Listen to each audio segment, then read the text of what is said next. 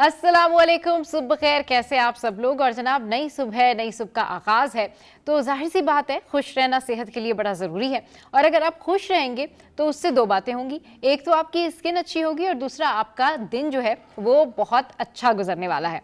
तो खुश रहिए। और शो के स्टार्ट में हम जैसे कि आपको बताते हैं कि कोई हेल्थ के बारे में या फिर कोई ब्यूटी टिप, तो आज ब्यूटी टिप जो है मेरे पास आपकी स्किन से रिलेटेड वो ये है कि अगर आपने अपनी स्किन को चमकदार बनाना है, आपने अपनी स्किन को हेल्दी बनाना है और आपने अपनी स्किन को ऐसा बनाना है कि लोग देख के पूछें क्या क्या ये प्लास्टिक की स्किन है, अरे ये तो ग्लास स्किन है। तो आपने अपनी स्किन के ऊपर करना है काम। और क्या काम करना है? काम कुछ इस तरह से करना है कि कुछ ज्यादा काम नहीं करना, बस खाना है। और खाने हैं आपने जी फल फ्रूट। तो अच्छी जल्द के लिए जिस्म में कोलेजन बड़ा जरूरी है, जो जल्द की मजबूती और चमक को बरकरार रखता है। अगर संतरा आप खाते हैं तो ये बड़ी अच्छी बात है, क्योंकि विटामिन सी से भरपूर होता है, जल्द के धब्बे और महासे भी ये दूर करता है। और फिर आप खा सकते हैं बेरियां। जी हाँ, अगर आप बेरियां खाएंगे तो इसमें आप स्ट्रॉबेरी, ब्लूबेरी, रसबेरी और ब्लैकबेरी जो होता है वो कोलेजन और विटामिन सी से भी भरपूर होता है, तो ये आपकी स्किन को बहुत ज़्यादा फ़ायदा दे सकता है। अच्छा, फिर नेक्स्ट हम बात करते हैं कि रसीले फल। रसीले फल जो होते हैं वो कौन से होते हैं जनाब? रसीले फल जो होते हैं ना, उनमें शामिल है अनानास, कीवी, आम, अमरूद। और ये कोलेजन जो है वो आपका बढ़ाते हैं। और जब ये कोलेजन आपका बढ़ाते हैं तो जाहिर है आपकी स्किन जो है वो हेल्दी होती है और उसमें काफ़ी ज़्यादा अच्छा इफेक्ट आता है। नेक्स्ट, तरबूज जिल्द को हाइड्रेट रखता है और पपीता जो है वो आपकी स्किन को साफ रखता है। फिर हम कुछ बात कर लेते हैं अंगूर की। अंगूर जो है वो विटामिन सी और एंटीऑक्सीडेंट से जल्द को चमक देता है और कोलेजन बढ़ाता है। तो ये तो हो गई जी आपके स्किन की चमक की बात कि आप अपनी स्किन को कैसे चमका सकते हैं और आपकी स्किन जो है वो कैसे हेल्दी लग सकती है। अच्छा जनाब, जब हेल्दी स्किन और हेल्थ से रिलेटेड हम बात कर ही रहे हैं तो एक खबर है जो कि बहुत ज़्यादा वायरल हो रही है। और ये खबर कुछ इस तरह से है कि पिछले 2 दिनों से हम अपने शो के आगाज़ में ये बात रिपोर्ट कर रहे होते हैं कि हॉस्पिटल्स में जो है वो नज़ले, बुखार, खांसी और गला ख़राब और इन्फ्लुएंज़ा की जो शिकायत से रिलेटेड लोग हैं वो पहुंच रहे हैं। और अब ये कॉन्सेप्ट फैलना शुरू हो गया है कि क्या कोरोना वापस आ रहा है। 2 या 3 दिन से हम आपको इन केसेस के बारे में भी बता रहे हैं। अब हम आपको ये बताते हैं कि कोरोना वापस आ रहा है या नहीं आ रहा है, क्योंकि इसके हवाले से जो है वो अब तरदीद भी सामने आई है। कौमी इदारे सेहत की मुल्क में कोरोना केसेस के फैलाव की तरदीद। और ये कराची NNI कौमी इदारे सेहत ने मुल्क में कोरोना केसेस के फैलाव की तरदीद कर दी है। और तफसीलात के मुताबिक centre for disease control NIH के सरबराह डॉक्टर मुमताज़ खान ने खुसूसी गुफ्तगू में कहा है कि कोरोना वायरस के हवाले से सूरत हाल काबू में है। कोरोना केसेस में तेज़ी से इजाफे की बात जो है वो बिल्कुल भी दुरुस्त नहीं है। तो जनाब, ये तरदीद सामने आ गई है और इस तरदीद के बाद डेफिनेटली मेरा, आपका, हम सबका जो एक कॉन्सेप्ट है कोरोना वायरस से रिलेटेड वो क्लियर हो गया होगा। तो बेहतर यही है कि एहतियात की जाए, बेहतर यही है कि जो है वो मास्क का इस्तेमाल किया जाए और अपनी आपको हेल्दी बनाया जाए, पोल्यूशन से बचा जाए और सर्दियों में ठंड से भी बचा जाए, क्योंकि कभी कभी हम भी बदएहतियाती कर देते हैं। अच्छा, अब कुछ हम बात करते हैं मौसम की। अच्छा, मौसम जो है ना वो मेरा बड़ा फेवरेट है। जब मैं आपको सिटी अपडेट्स दे रही होती हूँ ना, तो मौसम के हवाले से मुझे लगता है कि जी मौसम जो है ना उसको आपके साथ में शेयर करना बड़ा ज़रूरी है।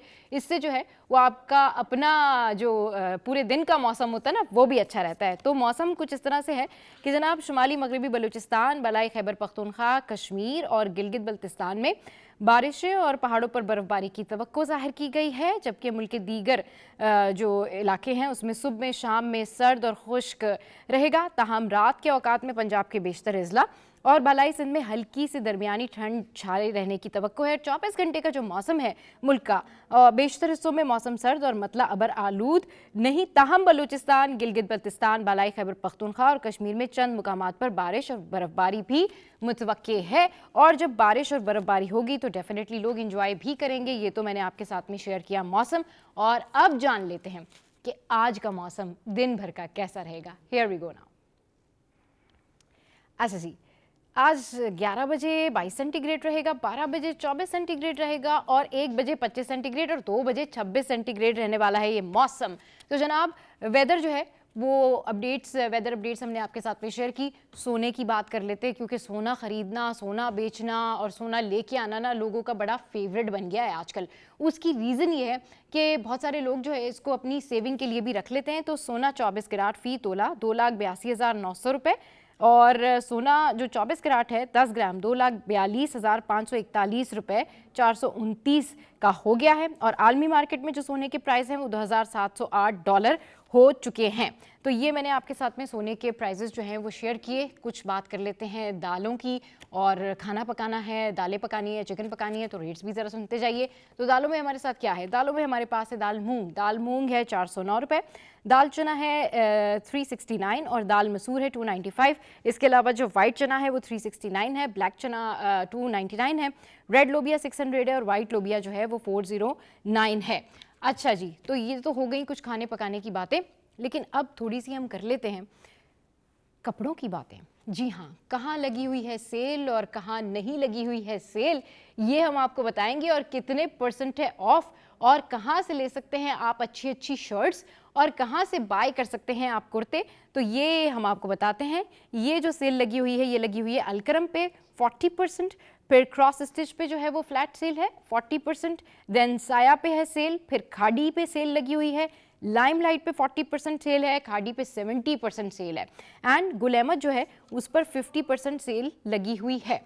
तो जनाब ये हमने आपके साथ में शेयर की city updates, and now we will talk about sari.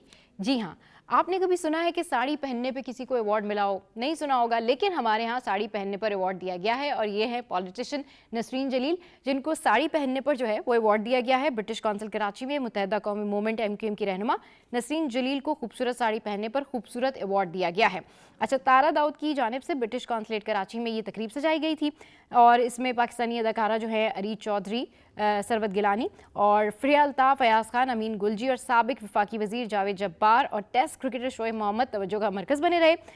Nasreen जलील जो है उन्होंने इस मौके पर जो है वो बाकायदा तौर पर वजाहत दी है कि भाई मैं भारतीय नहीं पाकिस्तानी साड़ी पहनती हूँ, और उन्होंने जो मुंतज़मीन थे उनका शुक्रिया भी अदा किया, और बेहतरीन लिबास पहनने के हवाले से उन्होंने कहा कि भाई ये मेरा इंतखाब है। तो जनाब अब हमारे यहाँ साड़ी पहनने पर भी अवार्ड्स दिए जाने लगे। Now we will talk about the proud of Pakistan. जी हाँ, पाकिस्तान का प्राउड, और हमारे कोपैमा जिन्होंने पाकिस्तान का नाम रोशन किया। जैसे कि हम आपको स्टार्स के बारे में बताते रहते हैं, ऐसे ही ये है जनाब पाकिस्तानी कोपैमा असद अली मेमन, जिन्होंने दुनिया की सर तरीन चोटी जो है वो सर करने का एजाज़ हासिल कर लिया है।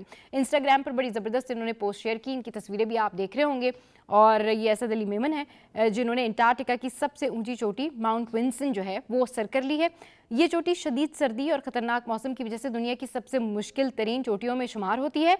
और असद ने जो पैगाम दिया था उसमें उन्होंने कहा कि कराची से अंटार्कटिका का सफ़र मुकम्मल हुआ। 26 साला असद ने 7 बर-ए-आज़मों की बुलंद चोटियों में से ये 6 जो है वो सर कर ली हैं, जबकि लाड़काना से इनका ताल्लुक है, और असद ने सख्त हालात और चैलेंजेस के बावजूद ये कामयाबी हासिल की है। So we proud of you Asad Ali, आपने ज़बरदस्त काम सर अंजाम दिया है। Now we will talk about Bollywood. Bollywood में क्या चल रहा है? सलमान खान और आमिर खान, कल से तो आप जानते ही हैं, ये तस्वीरें, ये क्लिप्स आप देख ही रहे हैं कि किस तरीके से जो है वो आमिर खान और सलमान खान जो है पहले इन दोनों की बनती नहीं थी, लेकिन अब ये बिग बॉस शो में आए तो इन्होंने एतराफ़ किया, जिसमें आमिर खान ने बताया कि भी सलमान खान जो है वो वक्त पर नहीं आते थे और बहुत टाइम लगाते थे, थोड़ा काम में लेजी थे, तो मेरी इनसे बनती नहीं थी, लेकिन अब सलमान खान को देख के मेरा थॉट जो है वो चेंज हो गया है। और ये मूवी अंदाज़ अपना अपना है जिसमें ये दोनों एक साथ काम कर रहे थे। तो फिर आमिर खान ने जब सलमान खान का एक पुराना इंटरव्यू सुना जिसमें सलमान खान आमिर खान की तारीफ़ कर रहे तो बड़ा इम्प्रेस हुए। ये जो इनकी बातें बड़ी वायरल हुई, और इन्होंने ये कन्फेशन जो है ये भी किया कि भाई क्या वजह थी कि आमिर खान जो हैं वो सलमान खान को क्यों पसंद नहीं करते थे। तो वो इसलिए पसंद नहीं करते थे क्योंकि उनको ऐसा लगता था कि सलमान खान जो हैं अपना काम ठीक से नहीं करते हैं, और इस वजह से वो उन्होंने ये स्टेटमेंट दिया था कि अब मैं सलमान खान के साथ में काम नहीं करूंगा, क्योंकि ना तो वो वक्त पर आते हैं और ना ही वो सीरियस होते हैं। लेकिन अब जब उनकी सक्सेस, उनकी कामयाबी और उनके पैशन को देखा तो आमिर खान ने एतराफ़ किया कि सलमान खान को लेकर मेरा थॉट जो है वो चेंज हो गया है। तो जनाब आज हमने ये सारी स्टोरीज़ आपके साथ में शेयर की और आपको बताया कि किस तरीके से जो है वो सारी स्टोरीज़ हम गो थ्रू करेंगे। अच्छा, अब वक्त हुआ है ब्रेक का। ब्रेक के बाद जब वापस आएंगे तो हमें सीनियर रिपोर्टर ज्वाइन करेंगी और एक बहुत इंपॉर्टेंट स्टोरी आपके साथ में हम शेयर करेंगे। सो यहाँ वक्त तो एक ब्रेक का, आपने कहीं नहीं जाना, हमारे साथ रहना है। Keep watching city at 10।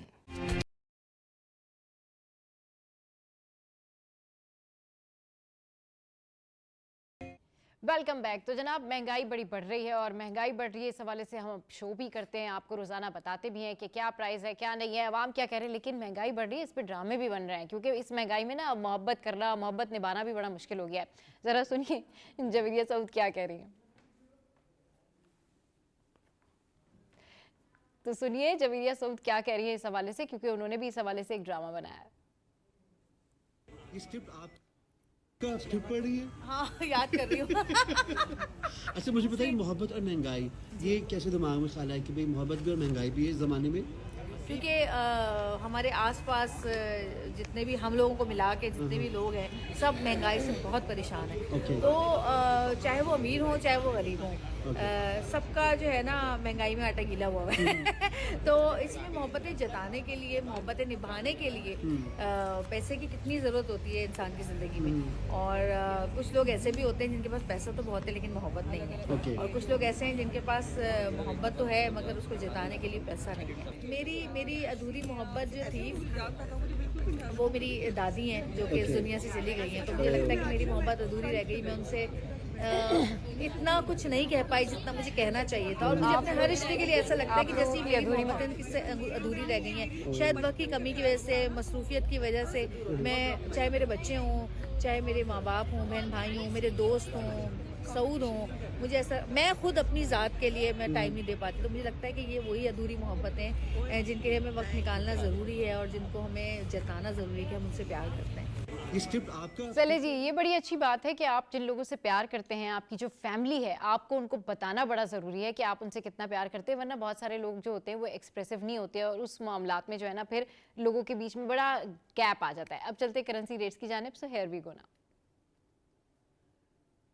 अच्छा जी, करेंसी रेट्स आ गए हैं। We have Australian dollar 173, Canadian dollar 195 and euro franc हमारे पास हैं 288 और उस 290 और उसके बाद जो है कुवैती दिनार है 905।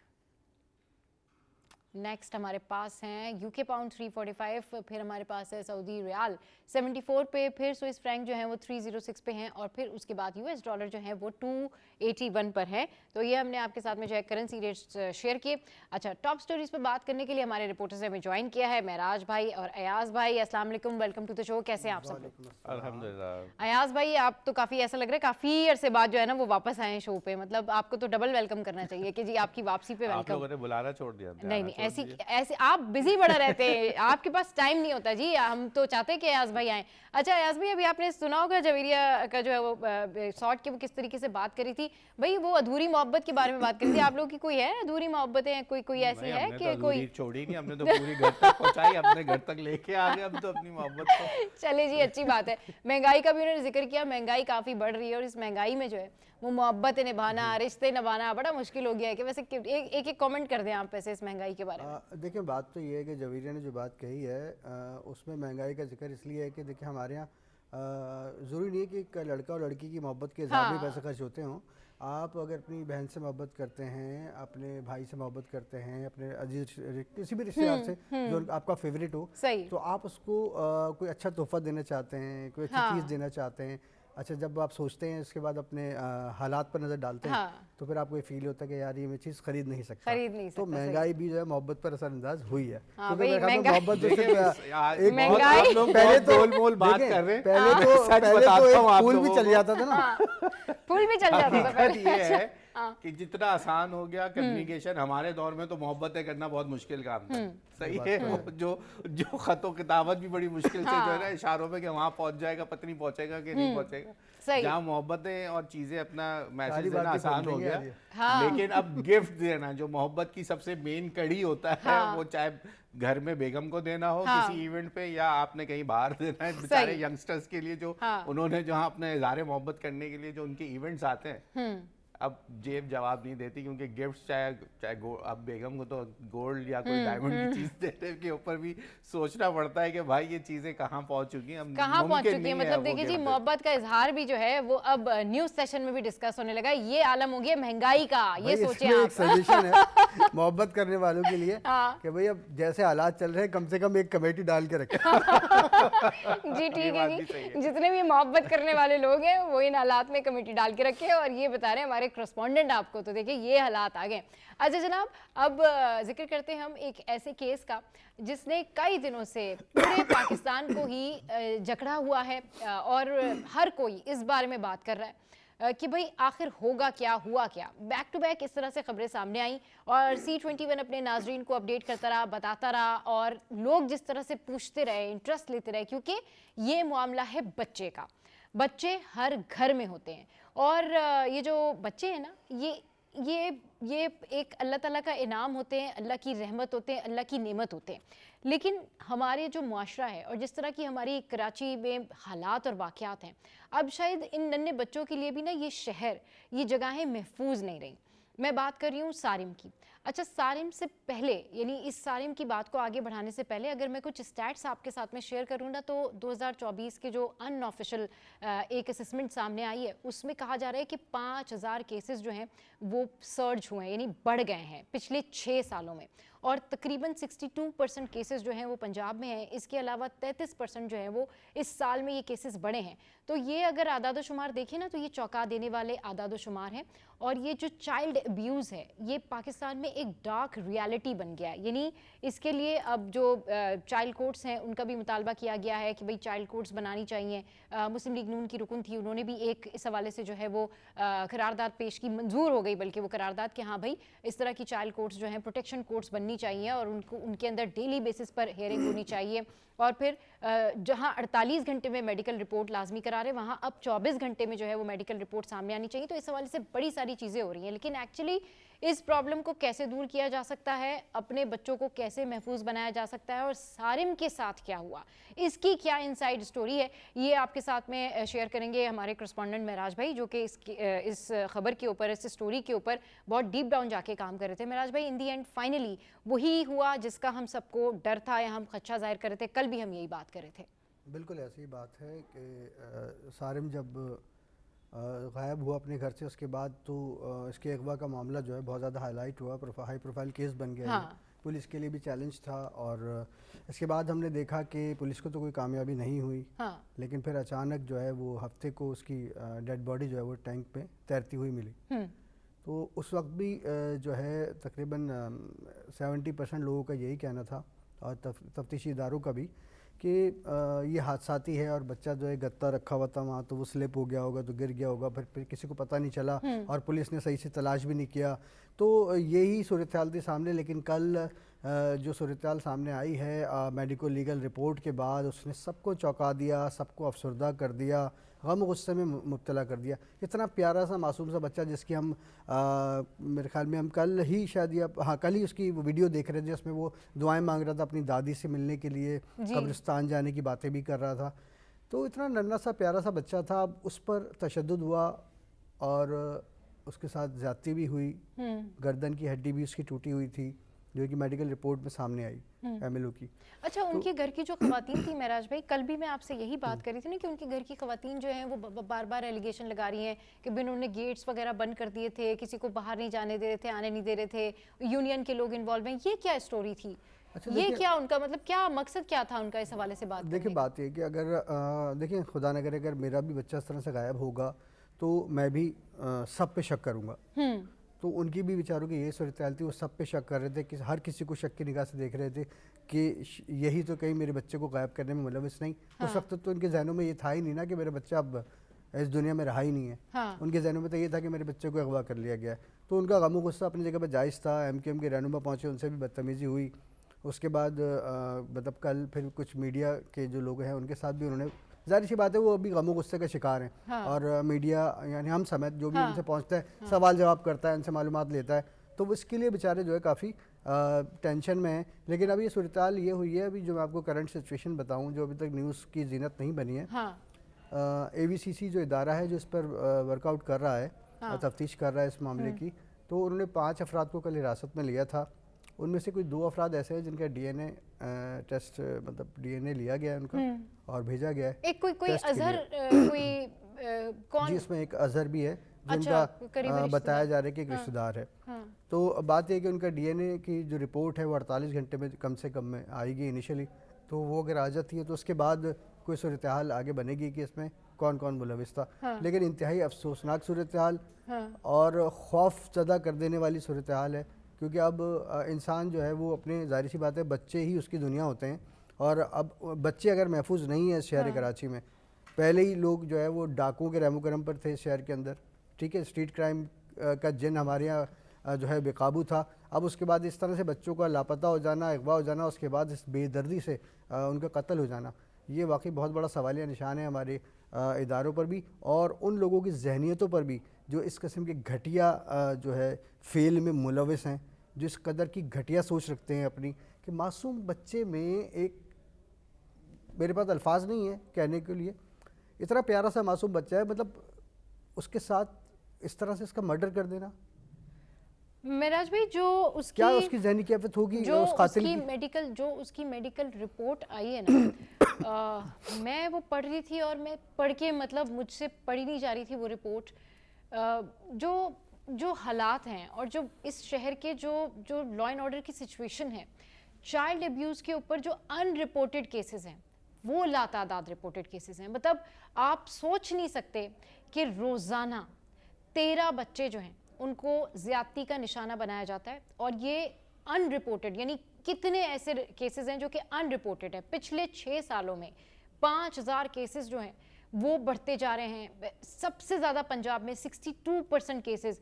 कसूर में तो अयाज भाई ये हालात है कि कसूर में मैं एक रिपोर्ट सुन रही थी कि वहाँ पर तो एक आम आदमी, यानी चलता फिरता बंदा बता देता है कि अच्छा यहाँ पर तो बच्चों के साथ ऐसा होता है। यानी ये हालात हैं और इसके ऊपर अब गवर्नमेंट की तरफ से बहुत सारे लेजिस्लेशन किए जाते हैं, बहुत सारी बातें की जाती है, क्रैकडाउन किए जाते हैं, और तकरीबन इन तमाम तर सालों में जितने ये केसेस हैं उसमें तकरीबन 299 जो हैं वो लोगों को पकड़ा गया है और उनको गिल्टी करार दिया गया। इतने केसेस के बाद ये 299 लोग पकड़े गए हैं जिनकी निशानदेही हुई है कि भाई ये कन्विक्टेड हैं या ये गिल्टी है। मतलब अयाज भाई अकल दंग रह जाती है कि जिस शहर में बच्चे ही महफूज ना हो, पेरेंट्स कहाँ जाएं, क्या करें? आप बताएं। मतलब किसी भी शख्स की सबसे कीमती चीज़ क्या होती है? उसकी औलाद।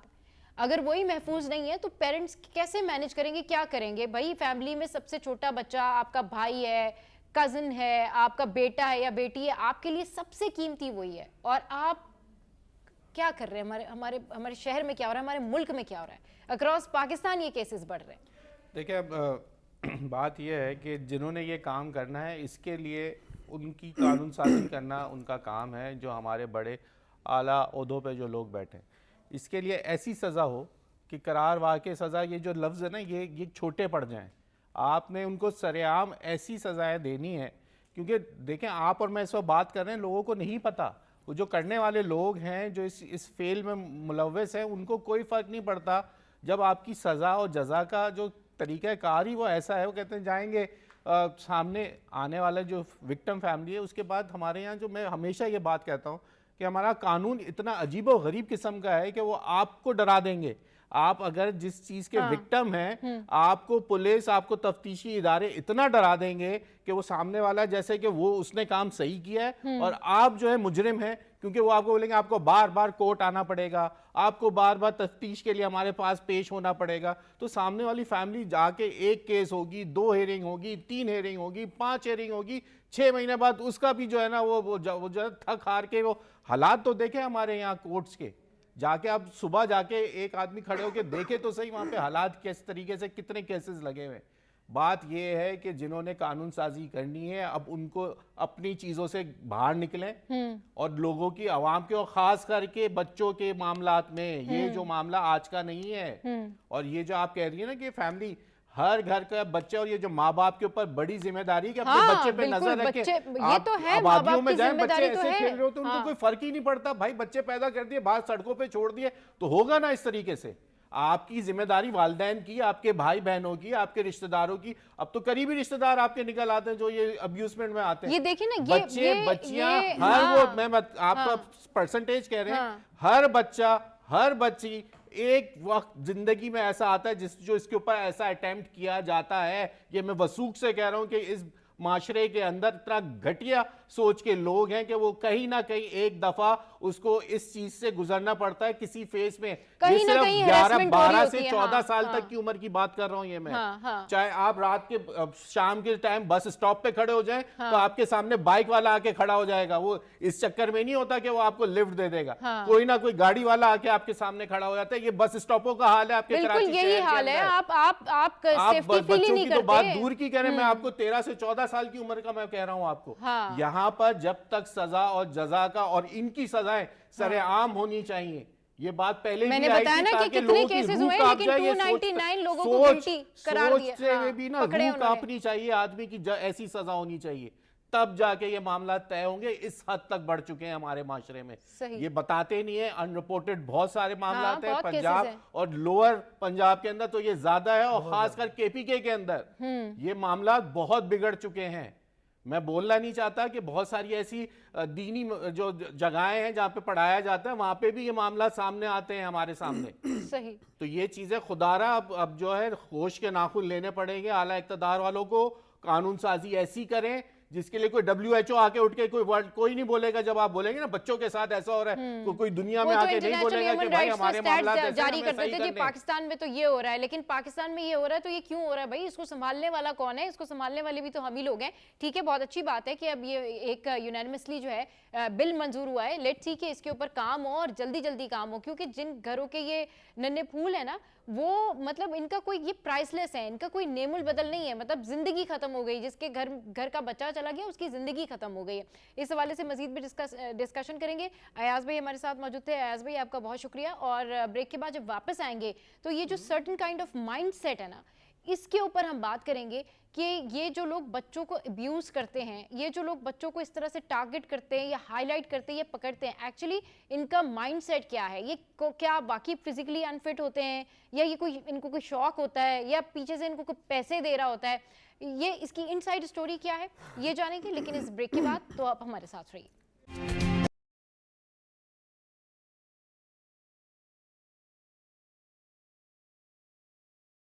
Welcome back. तो बात हो रही है सारिम के हवाले से कि अब सारिम की जो रिपोर्ट सामने आई है उसमें डेफिनेटली उस नन्हे से मासूम से बच्चे के साथ ज़्यादती साबित हो गई है। अच्छा, ये क्या माइंडसेट होता है? ये कौन लोग होते हैं छोटे बच्चों को जो है वो इस तरह से अब्यूज़ करते हैं? ये क्या सोचते हैं? क्या ये मेंटली अनफिट होते हैं? क्या प्रॉब्लम क्या होती है इनके साथ? इस पर बात करने के लिए हमें इकरा ने ज्वाइन किया है। इकरा, बहुत शुक्रिया शो पे आने के लिए। इकरा, ये एक ऐसा टॉपिक है ना कि इसके ऊपर बात भी करो तो ऐसा लगता है कि बस दिल धड़क रहा है, हाथ आपके अजीब से हो जाते हैं, लाइक आप काँप रहे होते कि यार इतने से बच्चे के साथ इतना जुल्म, ये कौन सफाक लोग होते हैं? ये किस माइंडसेट के लोग होते हैं? देखिए, बेसिकली अगर हम साइकोलॉजिकल पॉइंट ऑफ व्यू से देखें तो ऐसे लोग जो बच्चों को विक्टिम बनाते हैं, हिरासमेंट, रेप और ये सारी चीज़ें, तो इनको हम पीडोफिलिया कहते हैं। ठीक है, इस डिसऑर्डर को। अच्छा। कि जिसके अंदर ये लोग टारगेट ही छोटे बच्चों को करते हैं। अब it doesn't depend on their gender कि वो बच्चा है या बच्ची है, मगर उनका जो एक टारगेट होता है ना वो छोटे बच्चे होते हैं। अच्छा, अब यहाँ पे रेप तक तो अगर जब हम बात करते हैं, ज़्यादती तक बात करते हैं, तो वो तो ये पीडोफिलिया में आ जाता है। लेकिन जब ये हम कत्ल और उसकी तरफ जाते हैं कि बच्चे की जान चली गई, किसी बच्ची की जान चली गई उस अमल के दौरान, तो वो फिर सोशल कंडक्ट की तरफ हम जो है वो फिर उसको करते हैं। तो ये दो चीज़ें मिलके जो है ना इस एक पूरी कहानी के अंदर जो है वो डिसऑर्डर को जो है वो सर अंजाम देती है। अच्छा, अब ये लोग क्यों ऐसा करते हैं? बेसिकली इनके एक तो डिफरेंट केमिकल्स होते हैं, टेस्टोस्टेरोन होते हैं, और इस तरह के ब्रेन में बहुत सारे ऐसे केमिकल्स होते हैं जिनमें बहुत ज़्यादा उनकी मिकदार ज़्यादा होती है, जिसकी वजह से जो है उनको अर्ज महसूस होती है कि वो विक्टिम करें। अब वो किसी बड़े को तो कर नहीं सकते, उनकी अर्ज ही किसको देखकर होती है? छोटे बच्चों को देखकर होती है। अच्छा, रिसर्च ये कहती है कि छोटे बच्चों को देख के क्यों होती है? क्योंकि उनको जब वो चीखते हैं, चिल्लाते हैं, और वो जाहिर सी बात है जब हाथ पाँव मारते हैं और उनको काबू करना जो है वो आसान होता है, तो दे फील गुड, उनको अच्छा महसूस होता है। अच्छा इकरा, मुझे नहीं पता कि ये रिसर्च किस हद तक ठीक है या नहीं है, बट मैंने ये रिसर्च रिसेंटली सोशल मीडिया पर सुनी, तो मैंने सोचा कि मैं ज़रूर आपसे डिस्कस करूं ताकि आप बताएं कि ये रिसर्च वैलिड है या नहीं है। एक कोई अमेरिका में कोई इस तरह का कोई बंदा था जो कि बच्चों के साथ इस तरह से करता था, अब्यूज़ करता था। उससे जब पूछा गया कि भाई तुमने कितने बच्चों को अब्यूज़ किया और तुम क्या सोचते हो जब तुम कोई बच्चा टारगेट करते हो उसको पकड़ने के लिए, तुम क्या सोचते हो कि मैं इसको क्यों टारगेट करूं? तो उसने कहा मैं उन बच्चों को पकड़ता हूं जिनके पेरेंट्स या फैमिली उस तरह से हेल्दी नहीं नज़र आती, यानी जिनके माँ बाप एग्रेशन वाले नहीं होते। एक होता है ना कि एक ऐसी लो बैकग्राउंड फैमिली है, तो उसने बताया कि मैं उन फैमिलीज़ के बच्चे पिक करता हूँ जिनकी फैमिली वोकल नहीं होती, यानी एग्रेसिव नहीं होती, यानी किसी बच्चे का अगर बाप है तो वो एग्रेसिव नहीं नज़र आ रहा अपने बच्चे के लिए, या कोई माँ है वो इतनी वोकल नहीं है या उसको फिक्र नहीं है। एक होता है ना कि तहलका मचाने वाले लोग कि भाई what happened with the kid. तो उसने कहा मैं उन बच्चों को टारगेट करता हूँ जो इस तरह के होते हैं, जो मुझे लगता है ना कि भाई इस तरह की फैमिली के हैं कि भाई वो बाप उसका बड़ा एग्रेसिव है या दादा या दादी या फैमिली इस तरह की है। ये वाकई कोई इस तरह का भी माइंडसेट होता है इन लोगों का? किस हद तक आपको ये बात या आप किस हद तक मुत्तफिक होती हैं इस रिसर्च? ये तो पर्सन टू पर्सन वेरी करता है ना, ये जो अच्छा। ये जो कर रहे हैं उनके हाँ। ऊपर वेरी करता है कि वो उनको किस चीज़ की वजह से जो है वो हाँ। और ज़्यादा महसूस हो रही है। हाँ। अब क्या आप एक स्पेसिफिक केस स्टडी के हवाले से बता रही हैं कि उस बंदे का जो है Mindset थॉट ये प्रोसेस था, ये था हाँ। कि भाई वो लोगों उन बच्चों को मैं टारगेट करूं जिनके पेरेंट्स एग्रेसिव नहीं है, हाँ। या जिनके पेरेंट्स जो हैं वो केयर फ्री हैं, थोड़ा सा हाँ। वो बच्चों को थोड़ा सा हाँ। एक हेल्दी इन्वायरमेंट के लिए इंडिपेंडेंट छोड़ देते हैं। तो ये एक इंडिविजुअल की कहानी है। हाँ। लेकिन अगर आप, क्योंकि हम लोग अपनी डेली बेसिस पे हमारे पास ऐसे केसेस आते हैं, हाँ। ऐसे विक्टिम्स आते हैं Victim आते जो बच जाते हैं, यानी उनका रेप हुआ हुआ होता है, लेकिन वो जाहिर सी बात है वो जान से नहीं जाते हैं, और वो फिर जो है जब उनको बाकी ज़िंदगी में, आगे की ज़िंदगी में कोई मसला आता है तो वो हाँ। हमारे पास आता है। चलिए जी, यहाँ पर हम एक ब्रेक लेंगे। ब्रेक के बाद जब वापस आएंगे तो मज़ीद इस टॉप स्टोरी पर हम डिस्कशन करेंगे।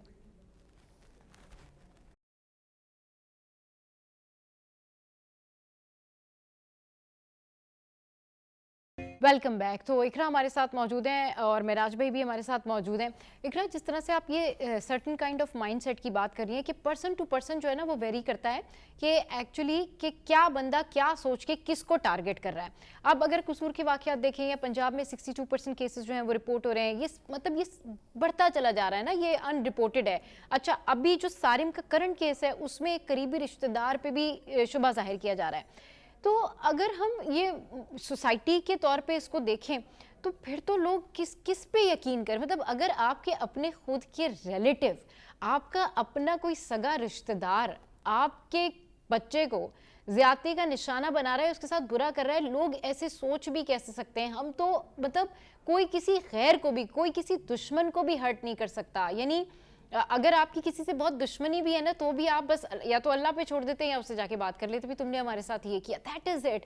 आप किसी को हर्ट नहीं कर सकते, आप किसी के लिए कुछ भी प्लान नहीं कर सकते। रिश्तेदार छोटे बच्चों को ज्यादती का निशाना बनाए, मतलब लोग मिलेंगे किससे? ये कि सोसाइटी चलेगी कैसे आगे? यकीन कैसे बिल्ड होगा? जब इस तरह के केसेस रिपोर्ट होते हैं ना, जैसे हमारे पास स्पेसिफिकली जब इस तरह के विक्टिम्स आते हैं, एक टाइम के स्लॉट के बाद आते हैं और वो थेरेपीज करवाने आते हैं, क्योंकि जब उनकी डेली फंक्शनिंग के अंदर उन्हें वो फ्लैशबैक्स आ रहे होते हैं, तो अमूमन मैंने अपनी फील्ड 11 साल में मैंने ये देखा है कि वो ज़्यादातर रिश्तेदार ही होते हैं। इनसे के केसेस आते हैं, फॉर एग्जांपल भाई मुलव्विस है, मामू है, चचा है, ताया है। कुछ केसेस मेरे पास ऐसे भी रिपोर्ट हैं जिसके अंदर वालिद भी जो है ना वो उसके अंदर अब्यूज़ में शामिल है। तो आप ये, हम इस चीज़ का वो कर ही नहीं सकते, जैसे अभी हम ब्रेक में ही बात कर रहे थे कि कोई बाहर से आके कर रहा है या कोई फैमिली, इसमें तो किसी इसका कोई आप अखज़ नहीं कर सकते कि ये कोई बाहर से ही आएगा तो वो कर रहा होगा। ये अमूमन आपको फैमिली में से भी मिलेंगे, क्योंकि हमारा ट्रस्ट लेवल ज़्यादा होता है ना फैमिली के साथ, कि भाई बच्ची को उसके साथ भी भेज दिया, बच्चे को उसके साथ भी भेज दिया, बच्चा उसकी गोद में बैठा हुआ है। आप देखें तो हमारे यहाँ बैड टच गुड टच का एक ज़ैनब का जब कत्ल केस हुआ, उसके बाद जो है वो चीज़ थोड़ा सा स्कूल्स में थोड़ा सा उसको अप्रिशिएट किया गया कि आप लोग बच्चों को गुड टच बैड टच सिखाएं, कि बच्चे को गोद में, बच्चा किसकी गोद में सेफ महसूस कर रहा है, किसके कौन सा टच कैसा है। तो स्कूल्स ने बहुत ज़्यादा काम किया, कॉलेजेस ने इसके ऊपर बहुत ज़्यादा काम किया, सोशल मीडिया ने इसके ऊपर बहुत ज़्यादा अच्छा एक वो रोल प्ले किया कि उन्होंने बहुत सारी इस तरह के कार्टून्स किए, इस तरह के ड्रामाज आए, थिएटर्स आए, कि उन्होंने इस चीज़ को वो इनकरेज किया कि भाई गुड टच बैड टच बताना चाहिए।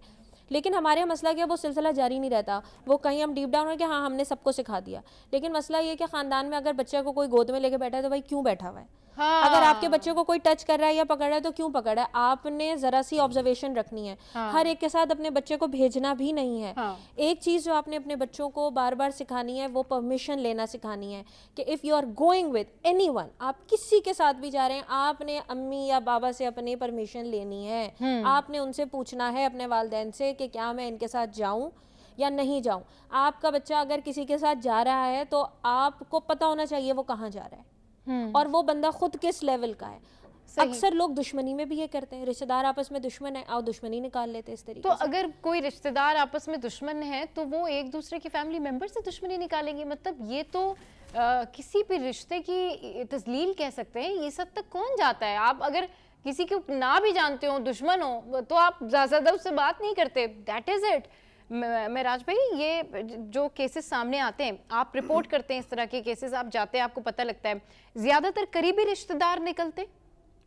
देखिए मुख्तलिफ हैं इसमें, रिश्तेदार भी इसमें निकलते हैं और कुछ लोग ऐसे भी निकलते हैं कि जो आपके मोहल्ले में चौकीदार हैं या ड्राइवर हैं और किसी और शहर से यहाँ पर आए हुए हैं काम के लिए, टीचर्स भी होते हैं उसमें, और फिर जो बच्चों के साथ जो कांटेक्ट में होते हैं बिल्कुल वो बहुत भी सारे लोग इन्वॉल्व होते हैं। लेकिन बात वही आ गई जैसे इन्होंने इकरा ने बताया कि मेंटली जो है ना वो ये कोई मखसूस लोग होते हैं।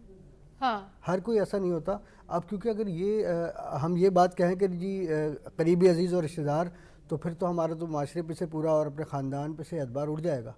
ये बड़ा मुश्किल मरहला होता है। मैं यही तो कह रही हूँ ना कि फिर तो लोग किस पे ट्रस्ट करेंगे अगर सगे रिश्तेदार ऐसी हरकतें करेंगे तो। आपको पता है कि हम बहुत सारी दफ़ा ऐसा होता है कि इस किस्म के केसेस आते हैं हमारे पास कि भाई ये वाक़या हो गया, हम जानबूझ के उसको ऑनर नहीं करते या हम नहीं देते। मैं मतलब रिपोर्टर की हैसियत से मैं खबर नहीं देता। अच्छा होता हमारे माशरा ज़रा उल्टा चलता है।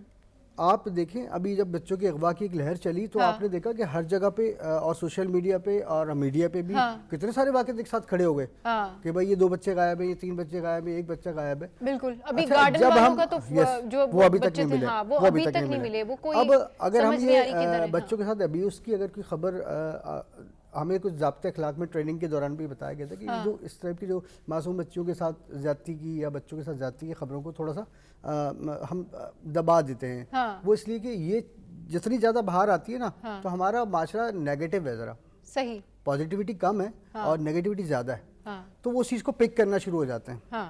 तो जो लोग जो है इस तरफ माइल नहीं भी होते तो उसमें वो लोग भी माइल होने का खदशा होता है। तो इस तरह के केसेस तो आपने सही कहा, अनरिपोर्टेड केसेस तो लातादाद हैं। और ख़ास तौर पे मैं ये नहीं कहूँगा कि बड़ी सोसाइटी या छोटी सोसाइटी, लेकिन जहाँ जहाँ कच्ची आबादियाँ हैं और मिक्स कौमें रहती हैं ना, अच्छा वहाँ पर बहुत ज़्यादा है।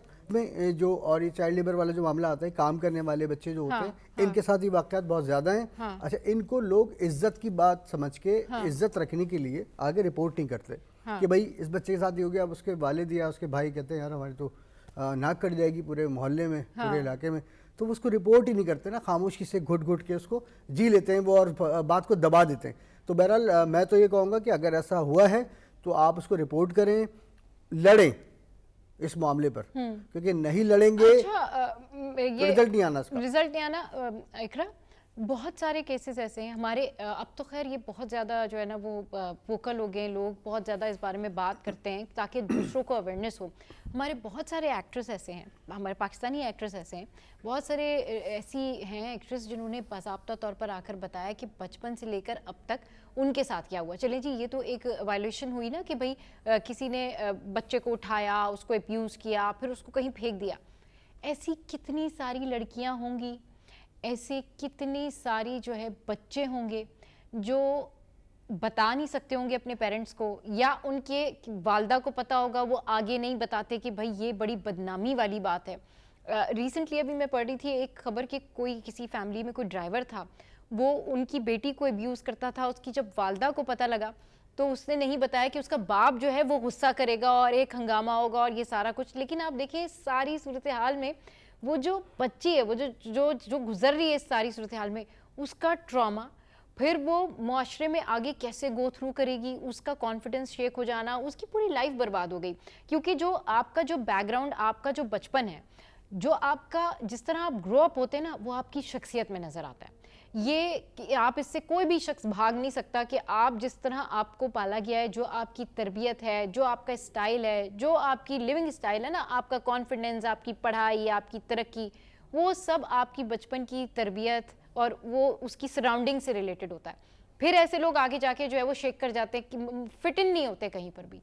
तो ये क्या आप देखिए बेसिकली जैसे अगर हम हमारी फील्ड की बात करें, हाँ। तो हमारे पास वही लोग अपने बच्चे लेकर आते हैं, या वही बच्चे जब थोड़े से बड़े हो जाते हाँ। हैं और उनको होता है कि नहीं हमारे साथ बुरा हुआ था, हाँ। और हमारी फैमिली में हाँ। कोई भी हमारी बात समझने को तैयार नहीं है, हाँ। तो हमें साइकोलॉजिस्ट की हेल्प लेनी चाहिए। सही। और ये वो सारे केसेस होते हैं जो अनरिपोर्टेड होते हैं, जिनकी हम बात करें कि वो कहते हैं कि जी इज्जत पे आएगी, या वालिद गुस्सा करेंगे, या घर वाले गुस्सा करेंगे, उसका कुछ हो नहीं सकता, ये है वो है फलाएं, इस तरह के जो भी उनके रीजंस होते हैं, तो वो बच्चे बाद में हमारे पास ही आते हैं। हाँ। उनकी भी थेरेपीज होती हैं, हाँ। ताकि वो आगे अपनी ज़िंदगी को बेहतर तरीके से गुजार सकें। मेरे पास एक केस आया था, वो बच्चा उनके बहुत करीबी रिश्तेदार एक दामाद थे, उन्होंने बच्चे का किया। वो मस्जिद के बहाने बच्चे को नमाज़ पढ़ने लेके जाते थे और बिल्डिंग में ले जाते थे। वो जब बच्चा मेरे पास आया तो वो साइकोटिक सिम्टम्स के साथ आया कि उसे हेलुसिनेशंस, डिलूजन हो रहे हैं। वो इतना डरा हुआ था कि वो अपनी दिमागी उसमें ही नहीं था, और पेरेंट्स इस चीज़ को मानने के लिए तैयार नहीं थे। मेडिकल रिपोर्ट कह रही थी कि हाँ इसके साथ ये सब हुआ है, लेकिन पेरेंट्स के अंदर एक्सेप्टेंस नहीं थी कि अगर हम खानदान में ये बात करेंगे, विक्टिम का भी पता चल गया, लेकिन वो यही था कि हमारी बेटी का वहाँ पे घर है और हमारे वो बच्ची वहाँ पे आई है, तो कैसे होगा। ये बहुत अच्छी बात इकरा ने की है। मेराज भाई इसके ऊपर मजीद बात करेंगे। अगर आप विक्टिम हैं, आपके साथ कुछ भी गलत हुआ है, डोंट ब्लैकमेल विद एनीवन। आपको डरने की, घबराने की, परेशान होने की ज़रूरत नहीं है कि दुनिया क्या कहेगी, ओह इसके साथ क्या हुआ। नहीं, यू आर दी विक्टिम। आप वो हैं जिसके साथ जुल्म हुआ। दुनिया को बताएं और ऐसे लोगों को वहां तक पहुंचाएं ताकि बाकी लोग जो है वो इबरत हासिल करें। हमारे यहाँ जो विक्टिम है वही सबसे ज्यादा शेल में चला जाता है, विक्टिम ही डरता रहता है। You don't need to fear anyone कि भाई आप क्यों डर रहे हैं, आप तो जुल्म का शिकार हुए हैं। आपको तो बहुत वोकल होकर बात करनी चाहिए कि ये हमारे साथ हुआ है। मेराज भाई ये एटीट्यूड नहीं होना चाहिए शहरियों का। अगर ये एटीट्यूड हो जाए तो कोई भी, पुलिस से लेके खुद कोई भी क्रिमिनल पर्सन भी किसी को ब्लैकमेल नहीं कर सकता। ऑब्वियसली ऐसा ही होगा। बिल्कुल ऐसे ही होगा। देखें, अगर आपके साथ कोई जुल्म हो जाता है तो आपको उस पर आवाज़ उठानी चाहिए। ये आपको कानून भी कहता है, या आपका दीन भी कहता है, हाँ। अदब भी कहता है, हाँ। कि अगर आपके साथ कुछ जुल्म हो रहा है तो आप उसके खिलाफ आवाज़ उठाएं, जहाँ तक उठाई जा सकती है, जहाँ तक उठाई जा उठाएं। सकती है। अब हमारे यहाँ जो माहौल अभी जैसे इकरा ने बात की कि जी अब वो फैमिली के अंदर मैटर हो गया, अब वो मजबूर हैं कहीं ना कहीं, हाँ। तो वो उसको रिपोर्ट ही नहीं करते। जब रिपोर्ट नहीं करते तो अब आप बात सोचने की ये है कि जिस शख्स ने अपने साथ होने वाले जुल्म पर आवाज नहीं उठाई, तो इसका मतलब है कि आपने उस जालिम को मजीद मजबूत किया, मजीद उसको शह दी, हाँ। उसको आपने मजीद मजबूत कर दिया ना। हाँ। अब वो आप जैसे कई और लोगों के लिए नुकसानदेह साबित हो सकता है। तो खुदारा मेरी भी यही अपील है कि अगर आपके साथ कुछ जुल्म हो रहा है तो उसके खिलाफ आवाज़ ज़रूर उठाएं, इसको रिपोर्ट ज़रूर करें, ताकि, क्योंकि आपके साथ तो हो गया, जाहिर है हो गया, आपको भी इंसाफ मिलना चाहिए। लेकिन कई और लोग जो है ना वो सिर्फ आपकी वजह से महफूज हो जाएंगे, महफूज बन सकते हैं। लेकिन उसमें बात यही है कि हम आवाज़ उठाएं। एक अगर हमारे साथ कोई अब्यूज़ हुआ है, कोई मसला हुआ है, हम जाके रिपोर्ट करें, कम से कम इसको रिकॉर्ड पर लाएं, ताकि 4 लोगों को पता चल सके कि भाई ये शख्स इस तरह के मजमूम काम में, कार्रवाई में मुलविस है, तो उससे दूर रहा जाए और उससे अपने बच्चों को भी दूर रखा जाए। और सबसे बड़ी बात, जैसे मेराज भाई कह रहे हैं ना कि बच्चों को दूर रखा जाए, आप अपने बच्चों को ना इतना कॉन्फिडेंस दें कि अगर आपके साथ कुछ गलत होता है तो वो खड़े होकर बताएं कि ये हमारे साथ ये गलत हुआ है। बल्कि उनको ये ना डराएं कि देखो ये हो गया, फला क्या कहेगा, फला क्या कहेगा। भाई एक बंदा विक्टिम है, एक मजलूम है, उसको फला फला जो भी बोलता है बोलता रहे, लेकिन बच्चे को आवाज उठाने दें। जी हाँ, इसमें एक और मामला सामने आता है। हम अक्सर अपने बच्चों को इतना डरा के रखते हैं, हाँ ये नहीं करो, वो नहीं करो। अच्छा, बच्चा ना फिर वो आहिस्ता आहिस्ता थोड़ा सा जैसे बड़ा होने लगता है, अच्छा उसके जहन में आता है कि यार ये पापा को पता चल गया तो बड़ा मसला हो जाएगा। हाँ, ये बहुत बड़ा खौफ होता है। सही। हमें अपने बच्चों को ये बावर कराना है कि ठीक है बेटा, देखो तुम गलती करोगे डांट भी पड़ेगी, मार भी पड़ेगी, ठीक है ना, अच्छा काम करोगे इनाम भी मिलेगा, सही है ना, आप अच्छी लाइफ भी दे रहे हैं हम आपको। लेकिन अगर आपके साथ बाहर किसी भी किस्म का कोई मामला होता है और आपको ऐसा लगता है कि ये मेरे साथ गलत हो रहा है, तो आप बगैर किसी झिझक के बगैर किसी खौफ के आप मुझे बताएंगे या अपनी मामा को बताएंगे, एग्जैक्टली ठीक है ना। तो ये भी समझाने की बहुत जरूरत है हमें। ये भी समझाने की बहुत जरूरत है। जल्दी से इकरा कंक्लूड। देखिए यही वाली चीज़ है जैसे असद साहब ने कहा कि हाँ। ये चीज़ें जो है वो सामने आनी चाहिए और हमें उन लोगों को सपोर्ट करना चाहिए। लेकिन दूसरी चीज़ मैं ये कहूँगी कि अगर चलें फिर भी आपको किसी डर खौफ का शिकार हैं, हाँ। आप उस चीज़ को रिपोर्ट नहीं कर सकते, तो प्लीज़ अपने बच्चों को किसी साइकोलॉजिस्ट को ज़रूर दिखाएं, हाँ। ताकि वो जो है आगे की अपनी लाइफ को जो वो आगे healthy की गुजार लाइफ सकें। को गो थ्रू कर सके। तो इकरा बहुत शुक्रिया, आप शुक्रिया मिराज भाई, आपका शुक्रिया। तो बस यही है कि अपने बच्चों को सेल्फ कॉन्फिडेंट दें, ज़िंदगी की अच्छाई बुराइयों से उन्हें ना डराएं, उन्हें ये बताएं कि अच्छाई करनी है, लेकिन अगर आपके साथ बुराई होती है तो आपने उसको रिपोर्ट करना है। शो में यह वक्त तो एक ब्रेक का, ब्रेक के बाद जब वापस आएंगे तो शो को आगे बढ़ाएंगे। Stay with us, keep watching city.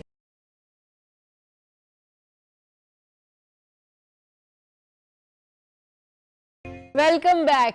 तो जनाब अब हम कुछ बात करेंगे कि क्या हो रहा है नेशनल हाईवे पे। जनाब वहाँ पर टोल टैक्स जो है वो बढ़ा दिए गए हैं। इस हवाले से ताजिर जो है वो ट्रांसपोर्टर्स जो है वो एहतजाज कर रहे हैं। और वैसे ताजरों का एहतजाज भी होता रहता है, इसलिए मेरे जहन में ना ज़्यादातर ताजर ही चल रहे होते हैं, लेकिन खैर ट्रांसपोर्टर्स जो है वो एहतजाज कर रहे हैं। भाई कितना जो है वो टैक्स लिया जा रहा है और क्या कुछ हो रहा है वहाँ पर, इस पर बात करने के लिए जो है अदील अब्बासी भाई ने हमें ज्वाइन किया है। जनरल सेक्रेटरी हैं ऑल पाकिस्तान गुड्स मजदा के ऑनर एसोसिएशन के। अस्सलाम वालेकुम अदील भाई, वेलकम टू द शो। कैसे हैं आप? ठीक ठाक जी अल्हम्दुलिल्लाह। अच्छा, अभी जिस तरह से हम ऑफ कैमरा भी मैं आपसे बात करी थी कि एक्चुअली क्या हो रहा है, क्या आप लोगों के तहफ़्फ़ुज़ात हैं, क्या रिजर्वेशन है, थोड़ा सा बताएं कि भाई एक्चुअली प्रॉब्लम क्या हुई है। 1 जनवरी को आई गेस इस तरह से खबर सामने आई थी कि कुछ बढ़ा दिए थे उन्होंने पैसे। आप क्या इसके ऊपर ऐड ऑन करेंगे, क्या है आपके रिजर्वेशन? मैडम बहुत शुक्रिया। पहले सबसे पहले तो मैं C21 का शुक्रिया अदा करता हूँ कि हमेशा की तरह जो मज़लूम की एक आवाज़ है और उसके लिए C21 फर्स्ट प्रायोरिटी रखता है, और आपने आपने हमारी इस बात को एक्सेप्ट किया। जी जी। तो ये टूल टैक्स जो है मैडम, इसकी पॉलिसी ये है कि आप टूल टैक्स बढ़ाएंगे तो जो स्टेक होल्डर हैं अक्रॉस द पाकिस्तान, आप किसी भी बिजनेस कम्युनिटी के ऊपर अगर आप उसका टैक्स लगाते हैं तो पहले उनको एतमाद में लेते हैं। सही। अब बदकिस्मती से इस मुल्क के अंदर ट्रांसपोर्टर वाहिद वो तबका है जो कैश की सूरत में टूल टैक्स अदा करता है। आप किसी भी इंडस्ट्री को उठा के देख लें, अगर आप 1 रुपये भी बढ़ाएंगे तो तमाम गवर्नमेंट उनकी पूरे मंथ उनकी मिन्नतें तरले करती है कि भाई हम ये आपके साथ ये आपका टैक्स लगा रहे हैं। सही। पर ये टूल टैक्स जो बढ़ाया जा रहा है, पहले तो ऐसा होता था चले 5 साल 6 साल के बाद टूल टैक्स बढ़ा दिया जाता था तो हम भी खामोश होते थे, चले मुल्क के हालात भी ऐसे संगीन हालात हैं माशियत के, आप जानती हैं, तो हम भी इसके ऊपर वो नहीं करते थे। अब इन्होंने ये एक तरीक़ा वारदात ढूंढा है कि हर 6 मंथ के बाद पर किलोमीटर जो गुड्स की गाड़ियाँ हैं, जो मजदा गुड्स हैं, हैवी गाड़ियाँ हैं, उसमें पर किलोमीटर 9 से 10 रुपये बढ़ा रहे हैं। अगर आप इस बात को अंदाज़ा लगाएं कि हर 6 मंथ के बाद अगर टूल बढ़ेगा, एक गाड़ी जो हैवी गाड़ी है वो अगर यहाँ से लाहौर जा रही है तो 13 से 14 हज़ार, 15 हज़ार, 16 हज़ार, 13 से 14 हज़ार LTV गाड़ी और 15 से 16 हज़ार STV गाड़ी एक ट्रिप में इनको टूल देगी। तो अब आप इस बात का लगाएं कि अगर हर 6 मंथ के बाद ये टूल बढ़ेगा तो क्या ट्रांसपोर्टर सिर्फ टूल ही भरेगा?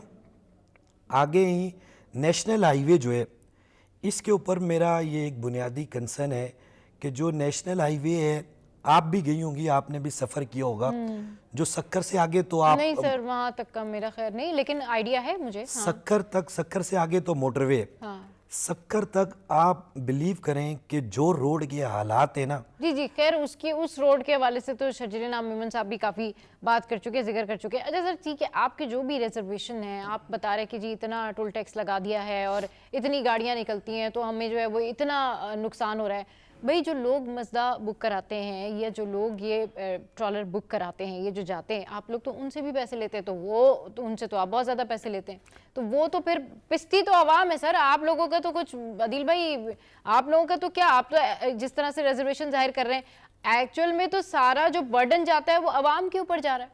मैडम हम भी तो यही बात कर रहे हैं कि जो ये हमारी हुकूमत है ये दावा कर रही है कि महंगाई को हम सिंगल डिजिट पे ले आए। भाई आप भी तो अब आवाम से यही कहते हैं ना कि भाई आगे से महंगाई हो गई है तो हमने किराए बढ़ा दिए हैं, आप 30 की जगह 35,000 रुपए दें। अब आप देखें ना मैडम, अगर ये सारा हुकूमत का काम है, हाँ। हुकूमत अगर महंगाई कम करने का दावा कर रही है तो ट्रांसपोर्ट जो है वो एक माशियत की रीढ़ की हड्डी है, बैकबोन है। हाँ। अगर आप उसके ऊपर सारे टैक्सेस लगाएंगे बगैर स्टेक होल्डर को एतमाद में लिए हुए, तो जाहिर है वो अल्टीमेटली तो सारा बर्डन अवाम के ऊपर जाएगा। जैसे आपने कहा कि तो जाहिर है हमें अगर एक्साइज पुलिस भी तंग करेगी, ट्रैफिक पुलिस भी तंग तो करेगी। आपके तो पैसे अदिल भाई उधर से निकल आते ना, वो जिस बेचारी अवाम ने घर शिफ्ट करना है और कंटेनर भेजना है कराची से लाहौर या लाहौर से कराची या wherever they wanted to go, तो वो भर रहे ना ज्यादा पैसे, तो आपके तो निकल आते होंगे उतना पर कंटेनर। नहीं मैडम देखें, निकल आते हैं, वो बात आपकी ठीक है। आपको ट्रांसपोर्ट के सारे पाकिस्तान के मसाइल पता होंगे। हाँ। मैं जो बात आपसे अर्ज कर रहा था कि नेशनल हाईवे जो टूल बढ़ाने की गवर्नमेंट का इदारा है, सही, और इन्होंने प्राइवेट कंपनियों को टूल बढ़ाने का किया हुआ। हाँ। अच्छा, इसकी पॉलिसी ये है कि आप टूल तभी बढ़ेगा ना कि आप रोड इंफ्रास्ट्रक्चर ट्रांसपोर्टर को प्रोवाइड करेंगे। सही।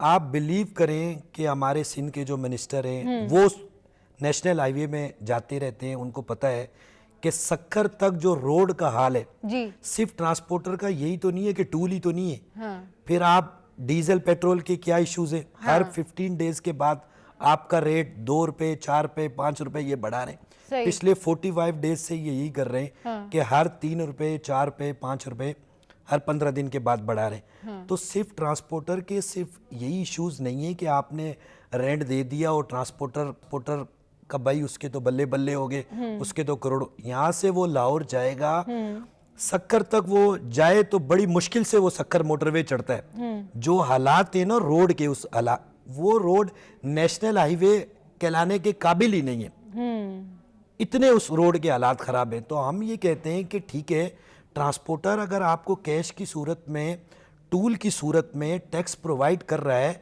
तो इंफ्रास्ट्रक्चर तो बनाए, रोड तो बनाए, इतना तो उसको फैसिलेट करें कि वो जो आपको कैश वाइड तबका है, मुझे आप बता दें कोई ऐसा तबका पाकिस्तान के अंदर इंडस्ट्री जो कैश की सूरत में देगा। सब सालाना किस तरह हमारे यहाँ पे मुल्क के अंदर एक रवाज है टैक्स चोरों का कि उन्होंने रास्ते निकाले हुए हैं, तो ट्रांसपोर्टर तो आप अगर ये 9-10 रुपए पर किलोमीटर बढ़ाते हैं तो आप इसको कन्वर्ट करें कि हजारों गाड़ियां जो ट्रेवल करती हैं, तो इसका फिर हजारों रुपए का बर्डन आता है। और अल्टीमेटली हमारी बात यही है कि गवर्नमेंट कह रही है कि हम महंगाई को सिंगल डिजिट पे ला रहे हैं।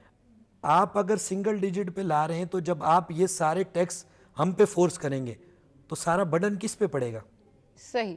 अच्छा, लेकिन चले ठीक है, अब आप क्या कहना चाहते हैं, क्या आपके रिजर्वेशन है, वो बताएं कि आपका एक्चुअल डिमांड क्या है, और अगर ये मुतालबात आपके नहीं माने जाते तो व्हाट नेक्स्ट?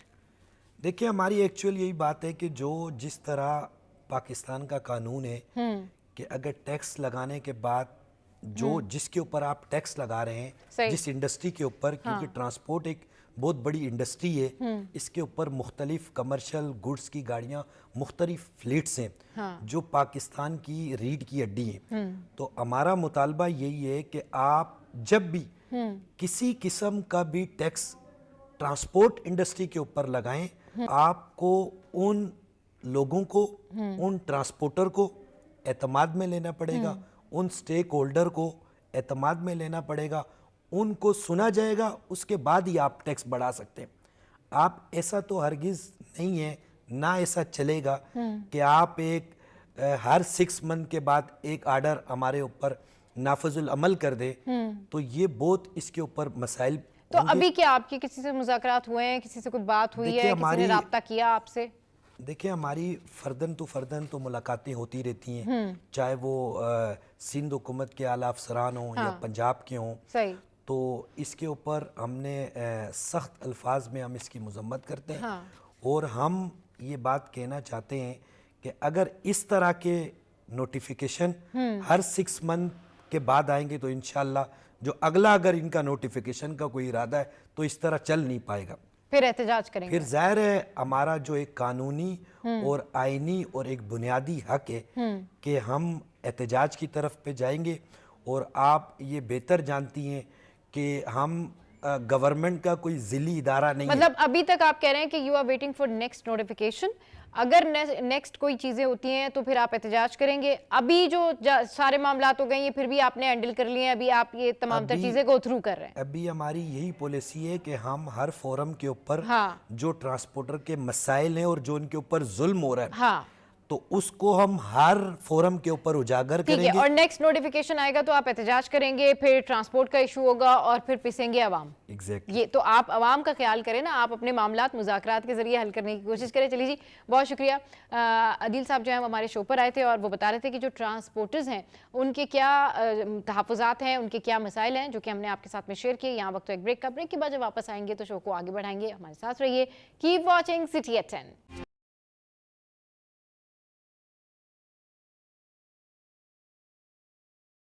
Welcome back. तो जनाब अब कुछ बात करते हैं हम उन लोगों की जिनकी होती है नए नए शादियाँ, और डेफिनेटली जब उनके यहाँ पहली औलाद होती है तो उसके बाद उनके साथ सारा घर जो है वो इन्वॉल्व हो जाता है उस पहले बच्चे की केयर करने में, जो कि बहुत रोतू बच्चा होता है, जो कि अपने पेरेंट्स को बहुत तंग कर रहा होता है। अब जाहिर सी बात है लोगों को नहीं पता होता। अब जो इंडिपेंडेंट कपल हैं, अगर जॉइंट फैमिली सिस्टम में रह रहे हैं तो वहाँ भी बहुत सारी बातें होती हैं, समझ में से किसी को कुछ नहीं आ रही होती। लेकिन ये होता है कि जो इंडिपेंडेंट कपल है उनकी मुश्किल ये होती है कि वो बच्चों की ज़बान कैसे समझें। बच्चा रोई जा रहा है, रोई जा रहा है, अब उसे हुआ क्या है समझ नहीं आ रही, पेट में दर्द हो रहा है, उसको कपड़े चुभ रहे हैं, उसको क्या प्रॉब्लम हो रही है। तो इस पर बात करने के लिए आज हमने बुलाया है दो बेहतरीन लेडीज़ को। हमारे साथ है रिफत, अस्सलाम वालेकुम, वेलकम टू द शो। और दूसरा हमारे साथ है पीडियाट्रिशियन राबिया अनवर। आपका बहुत शुक्रिया शो पे। अच्छा जी, आज का जो टॉपिक है ना वो मज़ेदार भी है और थोड़ा सा मुश्किल भी है। मतलब किस तरह से, अब ये एक साइन लैंग्वेज ही हो जाएगी ना, रोई जा रहा है बच्चा या हंसे जा रहा है या पता नहीं खा नहीं रहा पी नहीं रहा। आपसे स्टार्ट करते रिफत भाई, ये जो ये वाली ज़बान है ना, ये मासूम इशारे या मासूम ज़बान, ये कैसे समझी जाए? देखें सबा, एक्चुअली मैं अपने पेरेंट्स को भी, जितने भी मेरे पास न्यू पेरेंट्स आते हैं, आई ऑलवेज गाइड देम कि अपने बच्चों को ना टटोलें। अच्छा, ठीक है, सी एंड ऑब्जर्व द चाइल्ड। अपने बच्चे को जितना हो सके नोटिस करें उसकी हर रोने पे। वो डायपर चेंज करते वक्त किस टोन में रो रहा है, हाँ। दूध के वक्त वो किस टोन में रो रहा है। शुरू में ना ये चीज़ें ज़रा पता लगने लग जाती है ना कि अच्छा। अभी वो कहते हैं ना, दादियाँ वादियाँ इशारों में कह देती हैं ये देखो भूख की वजह से रो रहा है, इसकी क्राई। हाँ। और ये वाकई हकीकत है कि बच्चे की जो क्राई की पिच है ना, जो आवाज़ है, हाँ। वो मुख्तलिफ होती है हर तकलीफ के मुताबिक। यानी एक शदीद तकलीफ में रोना बहुत ही अलग चीज़ है, हाँ। और एक आप दूध के लिए रोना या डायपर चेंजिंग के लिए रोना, हाँ। वो एक अलग क्राई होती है। तो सबसे पहली चीज़ तो ये कि आप जज करें कि बच्चा रो क्यों रहा है। थोड़ा सा बच्चे को टटोलें। अगर वो बिला वजह रो रहा है ना, तो वो बिला वजह भी नहीं रो रहा, वो किसी वजह से रो रहा है जो वजह आपको अभी नजर नहीं आ रही है। तो आप सर से लेके पैर तक बच्चे को हाथ लगाएं।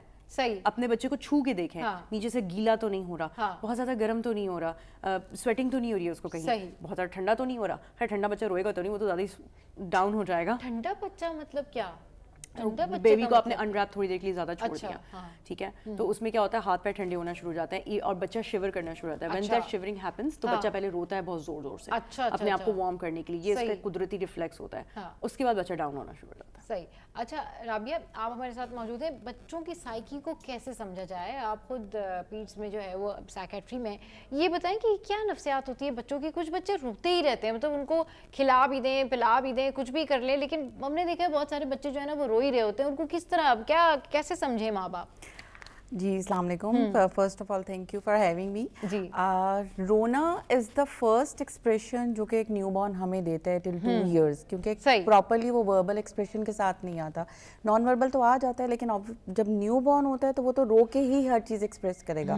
लाइक जैसे डॉक्टर रिफत ने मेंशन किया, उसे भूख लगी है, वो अनकम्फर्टेबल है, वो गीला है, वो ड्राई है, what ever is going on with him और हर, तो वो रो के ही एक्सप्रेस करेगा। ठीक है, तो रोना पहले तो हमें ये अंडरस्टैंड करना है कि रोना उसका एक्सप्रेशन है। ज़रूरी नहीं है कि वो हर दफ़ा किसी पेन में है तो रो रहा है। वो अगर उसको वो खुश भी है तो वो भी एट टाइम्स उसे समझ नहीं आ रही, क्योंकि अभी दुनिया में नया आया है, तो उसने अपना एक्सप्रेशन देना है। ये जब उसकी सोशलाइजेशन स्टार्ट होती है, जब सोशल इंटरेक्शन स्टार्ट होते हैं, लाइक जब पेरेंट्स इंटरेक्ट करते हैं, आपकी फैमिली इंटरेक्ट करती है, सिबलिंग्स इंटरेक्ट करते हैं, फिर उसको समझ आती है कि मुझे हर सिनेरियो पे कैसा एक्सप्रेशन देना है। फिर बच्चा थोड़ा सा गिगल करता है, थोड़ी थोड़ी स्माइल देता है आपको, जब आप उससे कम्युनिकेट करते हो, बातें करते हो छोटी छोटी, उसे इन्वॉल्व करते हो, तो बच्चा जो है अपने उस एक्सप्रेशन को थोड़ा मोड चेंज करना शुरू होता है। सो अगर हम शुरू में देखें तो पहले कुछ दिन, फर्स्ट वीक हो गया, 10 डेज हो गए,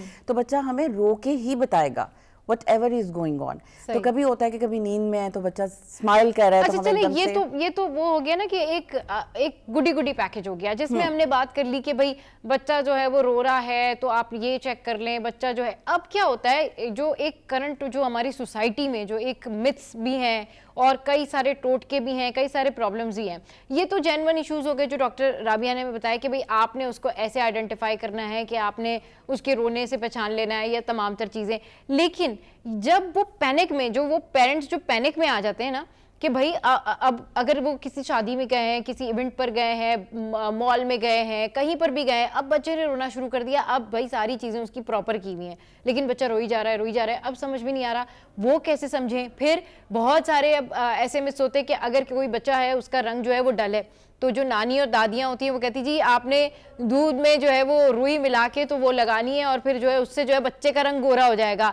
हजार किस्म के टोटके हैं जी। उसकी मालिश हो रही है, अब जी सुबह बच्चे की मालिश करनी है, बच्चा रोई जा रहा है, लेकिन उसकी जो मालिश हो रही है, फिर उसके बाद जो है वो 10,000 और चीज़ें होती है कि बच्चे को ये खिला दें आप, डॉक्टर कह रहे हैं ये नहीं करना, लेकिन घर वाले कह रहे हैं ये सारा कुछ करना है। तो वो पेरेंट्स क्या करें, मतलब ये ज़रा बताएं, ये एग्जिस्ट करती है ना ये सारी चीज़ें? ये प्रॉब्लम्स सबा हद से ज़्यादा एग्जिस्ट करती हैं। और आधा टाइम हमें जो है ना पेरेंट्स को यही समझाने में लग जाता है कि ये मिथ्स आपने फॉलो करनी है, ये मिथ्स आपने फॉलो नहीं करनी है।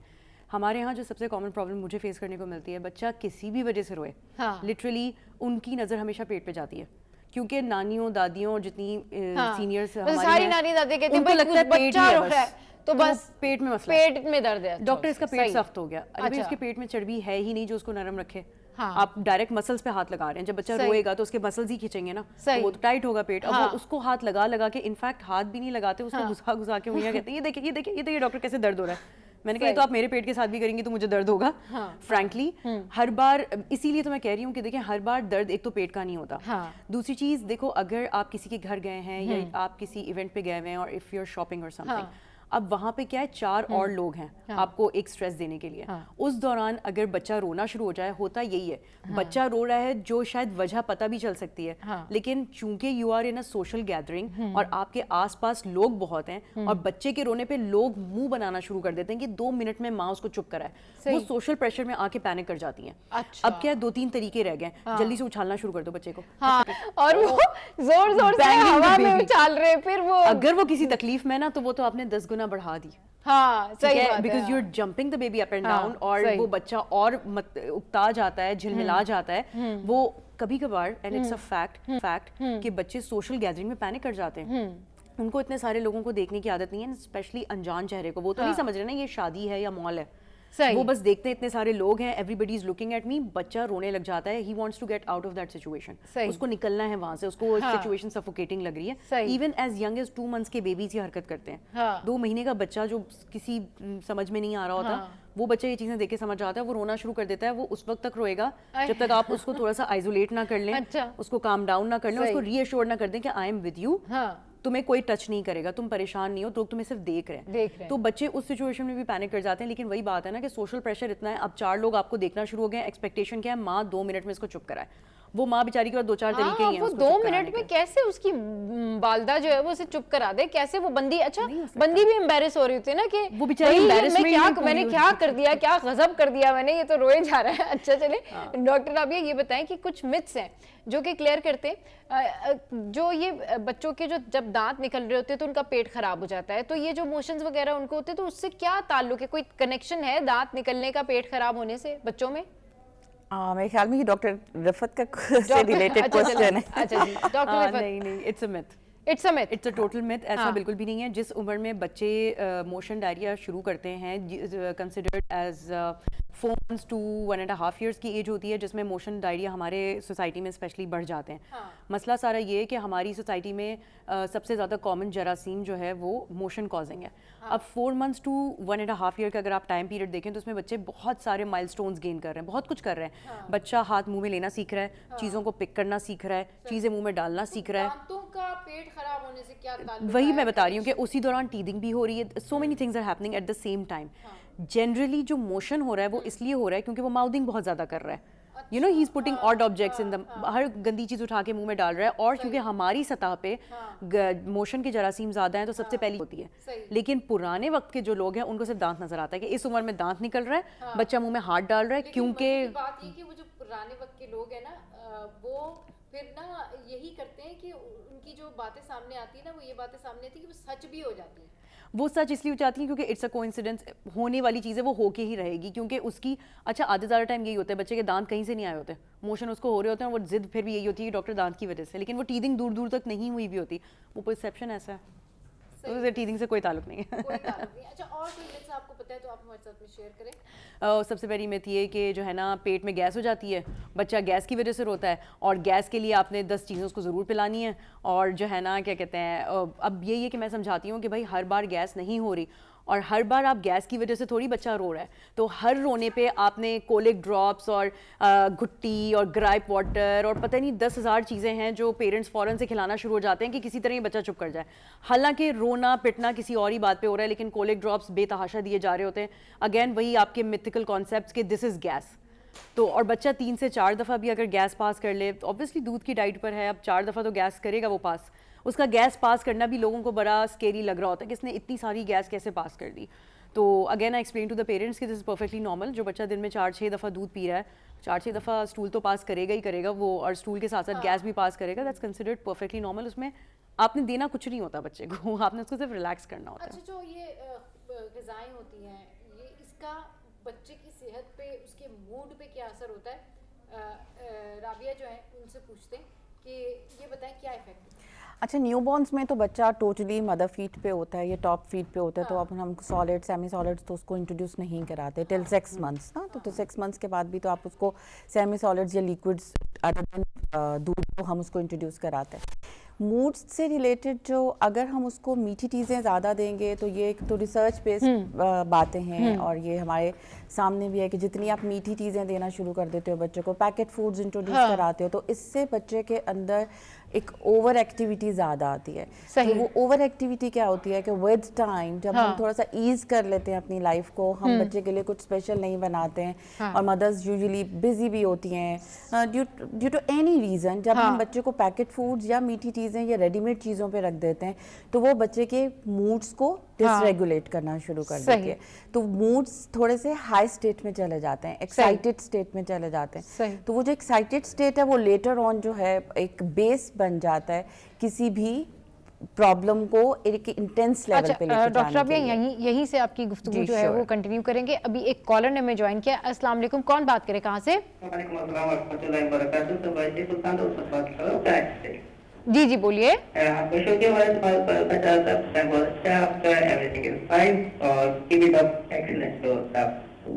जी अच्छा, बहुत शुक्रिया सुल्तान साहब, आपने कॉल की और फीडबैक दिया। आपका कोई क्वेश्चन है?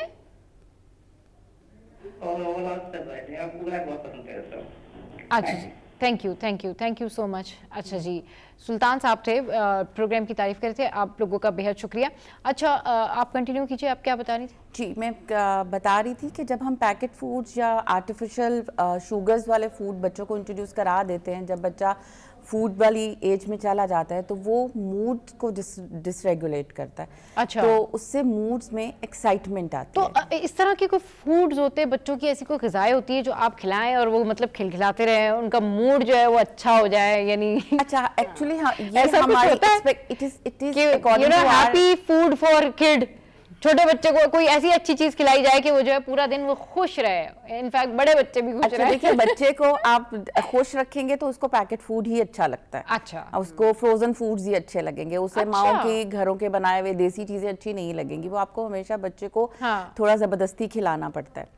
तो वो तो उस चीज़ क्यों, अब ये हमारी सोसाइटी में बच्चा हर दूसरे बंदे को ये सब चीज़ें खाते हुए देख रहा है, तो उसको तो उसमें फैसिनेट करेगा ना कि ये शायद ज़्यादा मज़े की चीज़ है जो ये खा रहा है। तो अगर आपको उसको मूड से रिलेटेड, लेकिन फिर अगर आपको उसको बिहेवियर भी देखना है कि ये चीज़ें कैसे कर रही हैं उस पर इफेक्ट, तो फिर हमें समझ आती है no this is not good, this is not healthy for the kid, तो मुझे थोड़ा सा इसको we should look into it कि हमें कौन सी चीज़ इसको देनी है, कौन सी चीज़ नहीं देनी है। तो इसलिए मूड्स के लिए mood and diet are directly correlated with each other. तो जैसी अगर अच्छी डाइट देंगे तो मूड जो है, और दूसरी चीज़ ये कि हमारी अपनी एक्सपेक्टेशंस होती है कि बच्चा हर टाइम हैप्पी रहे, तो ऐसा नहीं हो सकता। हम भी तो हर टाइम हैप्पी नहीं रहते ना, तो हम कहते कि नहीं अब ये रोए भी ना, अब ये चीखे भी ना, फिर हम उसको बच्चा नहीं कह सकते। फिर तो हम तो बड़ों की एक्सपेक्टेशंस उससे रख रहे हैं। बिल्कुल। तो आज जो है बड़ा जबरदस्त टॉपिक हम डिस्कस कर रहे हैं, जिसमें हम बातें कर रहे हैं कि भाई ये जो छोटे बच्चे होते हैं, जो बहुत छोटे जो बच्चे होते हैं, उनको कैसे हैंडल कर सकते हैं। लेकिन एक और बच्ची हैं जिनका नाम है शानज़े अरसलान, इनकी है birthday. Happy birthday to you.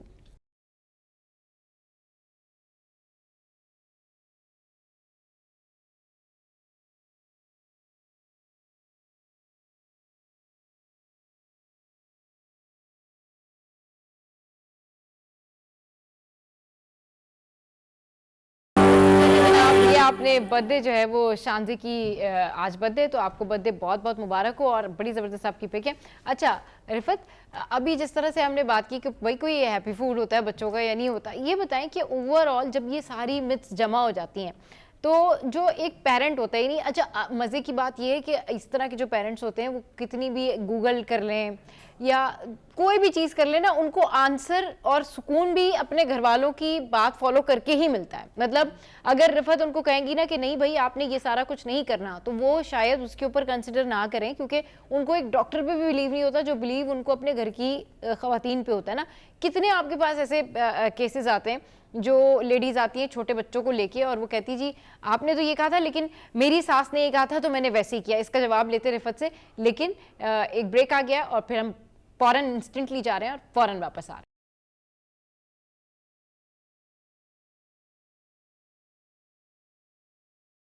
Welcome back. तो जनाब हो रही है जी छोटे बच्चों को कैसे हैंडल किया जाए, और जिस तरह की मिथ्स होती हैं या जो ये एक बिलीफ सिस्टम होता है कि डॉक्टर से ज़्यादा जो है एतमाद आपको उस करंट फैमिली सिस्टम पर होता है, वो भी गलत नहीं कह रहे होते, लेकिन उन्होंने भी वही सीखा समझा होता है।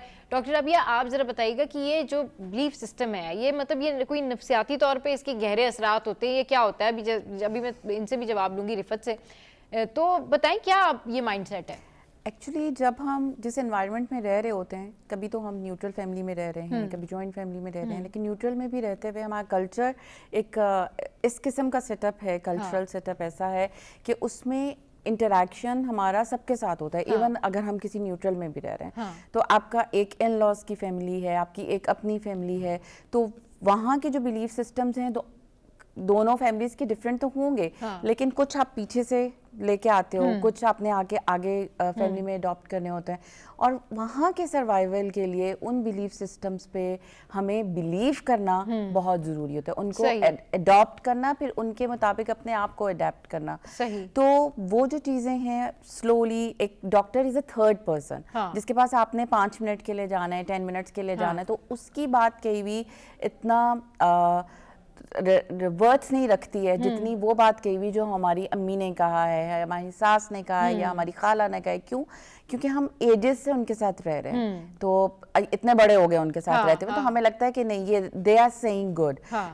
तो इस वजह से ये जो मिथ्स हैं और वो हमारे बिलीफ सिस्टम की वजह से चलती रहती हैं। सही, इट कैरीज ऑन, कि वो जनरेशन टू जनरेशन चलती रहती हैं और नहीं होती हैं। सही।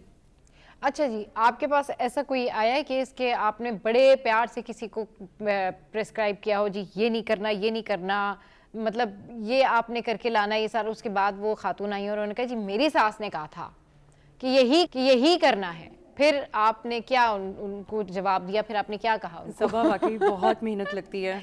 मैं बता रही हूँ सारी मेहनत उसी में लगती है, दवाई लिखना तो बहुत आसान है।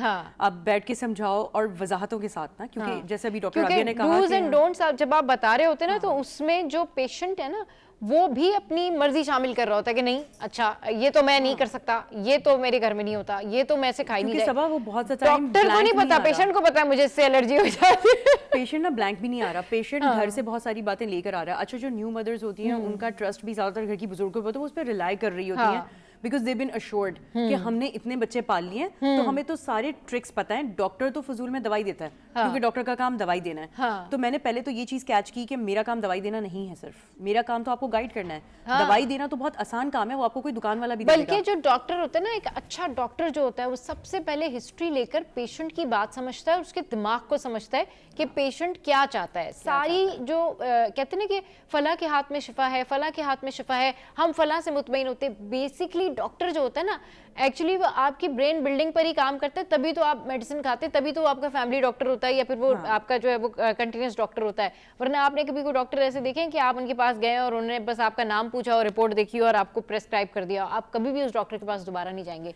डॉक्टर प्लस साइकेट्रिस्ट ये बुनियादी तौर पे खुद ही बन जाते हैं। उनको टैग करके वहां से निकलते हैं कि जो that doctor is very rude, उससे तो कुछ पूछा नहीं, उससे तो कुछ बात नहीं की, उसने तो कुछ डिटेल्स। बल्कि जितने रूड डॉक्टर्स होते हैं, मेरा भी एक दो से मैं गई हूँ, मेरा वास्ता पड़ा है एक दो रूड डॉक्टर से। मतलब हालांकि उन्होंने मुझे दवाई अच्छी दी थी, मेडिसिन अच्छी लिख के दी थी, काबिल थे, लेकिन उनके एटीट्यूड की वजह से मैंने कहा नहीं भाई, I am not going again. ये तो दवाई की बात नहीं सुनी इन्होंने। दवाई कितनी भी अच्छी क्यों ना हो, देखो द फैक्ट रिमेन्स कि वो दवाई कोई भी आपको दे सकता है। देखा जाए तो आप दुकान वाले के पास जाओ, बोलो यार गला खराब हो रहा है, आजकल कौन सी दवाई चल रही है, वो दे देगा, ठीक है, इवन दो वो क्वालिफाइड पर्सन नहीं होगा। लेकिन हमारे यहाँ का माशरा इस तरह का, ओवर द काउंटर ड्रग्स तो बहुत कॉमन बात है। डॉक्टरी का जो असल आपका है ना, जिसके लिए आपको फीस देता है पेशेंट, वो होता है कि आप उसके साथ एक उनसियत कायम करें, आप उसको काम डाउन करें। स्पेशली जब मैं पेरेंट्स की बात करती हूँ ना, उनको काम डाउन करने की बेहद जरूरत है। बच्चा को इलाज की जरूरत नहीं होती आधे ज्यादा टाइम, वो माँ और बाप होते हैं जिनको जरूरत है काउंसलिंग की, तसल्ली की, रीअश्योरेंस की। तो मैं पेरेंट्स को जो भी बात समझाती हूँ पूरे शवाहिद के साथ कि देखो ये सिर्फ साइंस की बातें नहीं है, इसके पीछे पूरी तहकीक है, इसके पीछे ये रीजनिंग है, इस वजह से मैं तुम्हारे बच्चे को बिला वजह दवाई नहीं दे रही। अच्छा, ये धूप में रखने का क्या है सिलसिला, ये थोड़ा बताइए, किस हद तक ठीक है, किस हद तक? देखिए, फोटोथेरेपी जो है आपकी, जो बच्चे को पैदाइशी तौर पे जो है ना, जब बच्चा पैदा होता है तो चूंकि उसने मदर की प्लेसेंटा से, मदर की जो हवलदार जिसे कहते हैं, उससे उसने सारा ब्लड सप्लाई लिया हुआ होता है, तो बच्चे की जो हीमोग्लोबिन होती है वो नॉर्मल से जरा ज्यादा होती है। अच्छा। जैसे आप और मैं 11-12 पे सर्वाइव करते हैं, बच्चा जरा 14-15 पे चल रहा होता है। अच्छा। वो हीमोग्लोबिन मदर ब्लड से उसको मिली हुई होती है, तो वो कुछ दिन तक, तो 2-3 दिन तक वो हीमोग्लोबिन रहती है। सही। फिर आरबीसीज, रेड ब्लड सेल जो होते हैं ना, वो टूटना शुरू हो जाते हैं, बिकॉज अब वो नॉर्मल होना है सिचुएशन में, सर्कुलेशन में नॉर्मल होना है, वो टूट के बिलिरुबिन बनते हैं, जो कि आम अल्फाज में जॉन्डिस या पीलिया कहलाता है। सही। वो पीलिया का इलाज, जो न्यूनेट्स की पीलिया है, उसका इलाज आपकी सिर्फ अल्लाह ताला ने सूरज की धूप में रखा हुआ है। अच्छा, यानी जो जॉन्डिस छोटे बच्चों को होता है उसका इलाज है वो, जो आप सन बात ले रहे होते हैं, जो आप बच्चे को, वही एक इलाज है। अच्छा, वो किस तरह रखते हैं रिफत, यानी कि वो कितनी देर तक, और सुबह सुबह वाली सन में या फिर दोपहर वाली में, या क्या एक होता है ना कि हार्श वेव्स ना हो ज्यादा, वो सबा हमें ना एक्चुअली अपने एरिया, अब तो ये वाली चीज हो गई ना कि हम अपने एरिया की टाइमिंग्स चेक करते हैं कि यूवी रेज किस वक्त सबसे ज्यादा आपके हाई है। जिस वक्त यूवी रेज हाई होंगे उस वक्त आप बच्चे को फोटोथेरेपी नहीं करा सकते, क्योंकि वो स्किन के लिए इंतहाई डैमेजिंग है। तो उसके लिए जो मैंने अपने एरिया के टाइम्स देखे थे, उसमें सुबह का 7 to 7:30 का स्लॉट था। अच्छा। जो सबसे lowest UV A and UV B rays सबसे लो होती हैं, और 4 to 4:30 का टाइम लमसम कह लें दोपहर के। बाकी उसके अलावा जितने भी आवर्स हैं, कहीं ये ना हो कि आप ये करें कि जी अगर किसी छोटे बच्चे को हो गया पीलिया, तो आपने उसको इतनी तप्पी धूप में रख दिया कि ले भाई, वो तो एक तो उसका कलर भी डालो गया, और वो रो रो के बेचारा उसकी स्किन भी जो है वो डैमेज हो गई है। आधा घंटा लेकिन आधा घंटा पूरा, लोग ना 5 मिनट कहते हैं गर्म करके हम अंदर ले आए। नॉर्मल सी जो धूप होती है, जैसे बताया रिफत ने कि भाई 7:30 बजे के टाइम, या फिर वो जाती हुई धूप जो होती है, यानी 4, 4:30, 5 के टाइम पे जो है वो आपने बस थोड़ी देर जो है वो बच्चे को धूप में रखना है, अगर तो ही इज हैविंग जॉइंडिस और सम काइंड ऑफ पीलिया जो उसको है। अच्छा, अभी जो, क्योंकि हम माइंडसेट की बात कर रहे हैं और मतलब एक साइकेट्री की बात कर रहे हैं, नफ्सियात की बात कर रहे हैं, तो ये ऐसी कुछ चीज़ें होती हैं कि बच्चा जो है माँ बाप को पहचानने लगता है। कहते हैं कि फ़ौरन तो शायद नहीं पहचानता, लेकिन क्या कितना टाइम लगता है कि बच्चा रिकग्नाइज करने लग जाता है कि भाई ये मेरी माँ है या ये मेरा बाप है? एक होता है ना कि थोड़ा बहुत लाइक टच वुड, या फिर वो क्या ऐसी चीज़ होती है, कितने टाइम बाद बच्चे को जाके पता लग रहा होता है? अच्छा, बच्चा जो है कनेक्शन तो वो शुरू से फील करता है। अच्छा। और हम करवाते भी हैं। अच्छा। जो न्यू पेरेंट्स होते हैं तो वो तो कुछ ज़्यादा एक्साइटेड होते हैं। तो every time when the father comes home, तो सबसे पहले अगर बीवी के पास जाता था या माँ के पास जाता था, वो अपने बच्चे को देखता है, उसको जाके देखता है कि मैं उसके साथ इंटरेक्ट करूं। तो न्यू पेरेंट्स जो हैं वो तो करवाते भी हैं, लेकिन in some cases when there is an absence of a parent figure, either a mother or a father, किसी भी रीजन की वजह से, तो बच्चा जो है वो वहाँ से फिर उसको जो पेरेंट उससे ज़्यादा इंटरेक्ट करेगा बच्चा उसकी तरफ ज़्यादा होगा। कभी कभी ऐसा होता है अगर फादर बहुत ज़्यादा बिजी हैं, वो बच्चों को इतना टाइम नहीं दे पा रहे हैं, या वन वीक के बाद आ रहे हैं, या कभी आउट ऑफ कंट्री होते हैं, तो बच्चा उनके साथ इतना अटैच नहीं होता। तो और तब मदर को ज़्यादा कहा जाता है कि भाई अच्छा ये तो तुम्हारे साथ ज़्यादा है, ये तो बाप को पहचानता नहीं है, तो ये या जो the main thing behind this interaction. कितना टाइम लग जाता है इन जनरल? 2-3 महीने में बच्चा बिल्कुल ओके सेटल हो जाता है कि भाई ये मेरी माँ है, ये मेरा बाप है, या क्या एक ही अच्छा वर्बली तो वो एक्सप्रेस नहीं कर पाता, लेकिन जो लोग उसके ज्यादा करीब रहते हैं ना तो उसको लगता है कि मैं इनके साथ ज्यादा अटैच, वर्बली या कुछ भी। तो ऑब्वियसली इतना छोटा बच्चा वर्बल तो नहीं हो सकता, लेकिन उनको पता है कि इन दोनों की जो बॉन्डिंग है मेरे साथ, वो जब उसकी माँ उसको किसी और को दे रही होती है तो वो रोना शुरू कर देता है। आई थिंक शायद वो एहसास जो है उसको ये हो जाता है कि मैं किन हाथों में हूँ, या किस फैमिलियर जो है वो पर्सन के साथ हूँ या नहीं हूँ। चलिए जनाब, तो बच्चों की बात हो रही है, छोटे बच्चों की बात हो रही है, थोड़ी से बड़े बच्चों की बात कर लेते हैं। और ये है अब्दुल्ला, और इनकी आज birthday. Happy birthday to you Abdullah.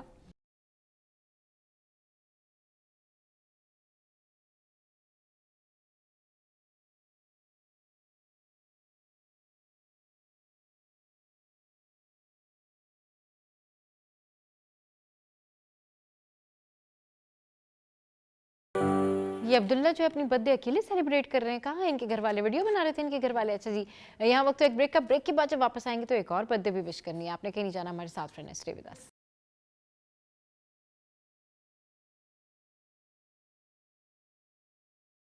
Welcome back भाई। आज तो शो में बर्थडे की जो है ना वो भरमार है, और एक बर्थडे तो ऐसी है कि एक खातून ऐसी हैं, एक लेडी ऐसी हैं कि वो हमारे शो पर ही मौजूद है, रिफत। रिफत, पहले मैं तो आपको सामने से ही है ना फ्रंटल होके बर्थडे विश कर दूं, हैप्पी बर्थडे टू यू, और खुश रहिए, और बाद में ना शो के बाद ट्रीट भी दीजिए। लेकिन रिफत ने बताया कि रिफत की जो अम्मी है वो हमारा शो बड़े शौक से देखती हैं, तो आंटी आपको भी आपकी बेटी की बर्थडे बहुत बहुत मुबारक हो। चलिए जी, रिफत की कुछ मेमोरीज और कुछ पिक्चर्स देखते हैं, शेयर करते हैं।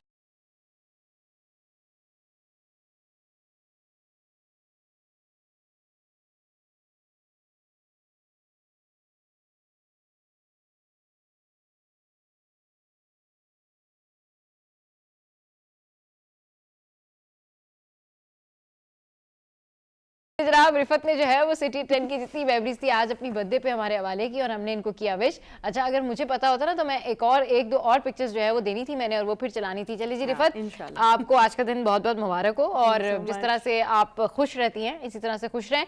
लेकिन अब वापस आते हैं अपने टॉपिक की तरफ, और हमारा जो टॉपिक है आज, जिस तरह से हम डिस्कशन कर रहे हैं ना, हम ये बताना चाह रहे हैं उन खवातीन को कि आपके आधे से ज़्यादा मसाइल जो हैं वो आपके या तो फैमिली सिस्टम की वजह से होते हैं, इसलिए कि वो आपको गलत गाइड करते हैं, या आधे से ज़्यादा मसाइल इसलिए होते हैं कि आप छोटे बच्चों की बात समझ नहीं रहे होते हैं। तो इसको अंडरस्टैंड करने के लिए अगर कोई न्यू पेरेंट चाहते हैं तो क्या वो कोई इस तरह से कोई साइकेट्रिस्ट या कोई अपना माइंड ट्रेनर हायर कर सकते हैं जो वो डिस्कस कर सके कि भाई ये कर रहा है हमारा बच्चा? ऐसा कुछ पॉसिबल होता है? देखिए सबा, इनिशियली जब बिल्कुल न्यू पेरेंट्स हैं और बिल्कुल न्यू बॉर्न उनके हाथ में आया, तो उस वक्त तो हमारी कोशिश ये होती है कि हम उनको एक सेशन रखें खुद एज अ पीडियाट्रिशियन, कि एक newborn follow up well baby checkup होता है हमारे यहाँ। पैदा होने के एक हफ्ते के बाद जब मदर अपने फॉलोअप के लिए जाती हैं गायनेकोलॉजिस्ट के पास, तो उसी दिन हम बच्चे का भी फॉलोअप रखते हैं। अच्छा, उस दिन फिर मदर से हम एक्सप्लेन करवाते हैं, बताओ how is your bonding with the baby.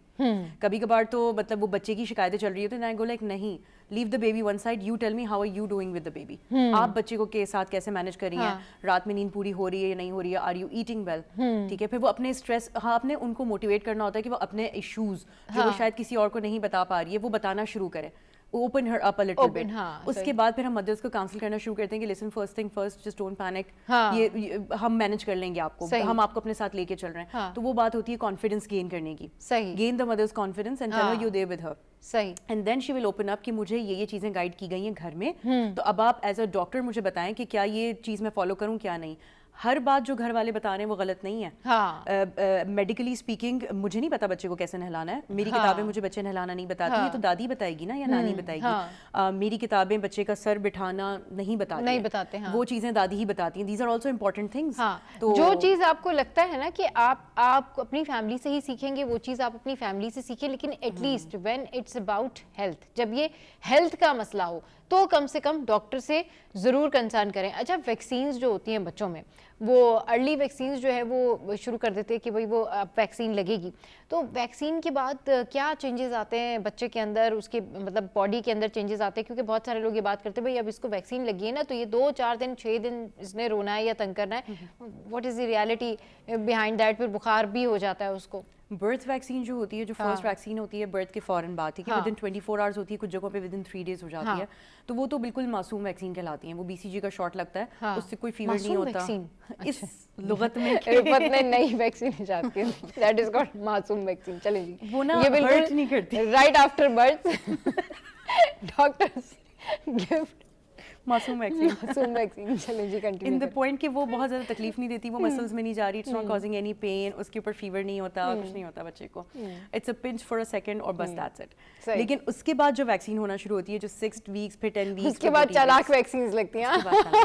सही, मासूम के बाद चालाक होती है। मासूम के बाद चालाक वैक्सीन होती हैं। वो मस्कुलर डोजेस होते हैं, वो थोड़े Muscular हैवी doses, डोजेस होते हैं, उसमें पेन होता है और फीवर भी होता है, लेकिन बच्चे पे डिपेंड करता है। हर बच्चे को एक जैसा पेन फील नहीं होता और हर बच्चे को एक जैसा फीवर नहीं होता, it's not the same thing. और लगाने वाले पे भी डिपेंड करता है। अच्छा, लगाने वाले इससे भी कुछ बच्चों को ना ऐसे भी होता है कि वो जब उनको वैक्सीन लगती है तो वो बेचारे बड़ा दर्द से तड़पते भी हैं, वो जगह ब्लू हो जाती है या पता नहीं स्वेलिंग हो जाती है। ये क्या किस वजह से होता है? यार ये ना बहुत सारे ऐसे सेटअप हैं, अब मैं नेम एंड ब्लेम नहीं करना चाह रही, लेकिन अक्सर गवर्नमेंट सेटअप्स में चूंकि रश बहुत होता है ना, अब आपने बच्चे की टांगों पे लगाना है, वो टांगे ही तो है जो सबसे ज्यादा चलाता है। अगर पकड़ने वाले ने टांगे सही से नहीं पकड़ी है और वैक्सीनेटर ने बस डाला और निकाल लिया, इसकी भी पूरी ट्रेनिंग या प्रैक्टिस होनी चाहिए कि भाई इसकी पूरी ट्रेनिंग होनी चाहिए कि how to handle a kid, क्योंकि इतना छोटा बच्चा है, आप अगर उसको सही से ट्रीट नहीं करेंगे तो उसकी स्किन का भी इशू हो सकता है, उसको ज़ाहिर है पेन भी होगा, उसको स्वेलिंग भी होगी।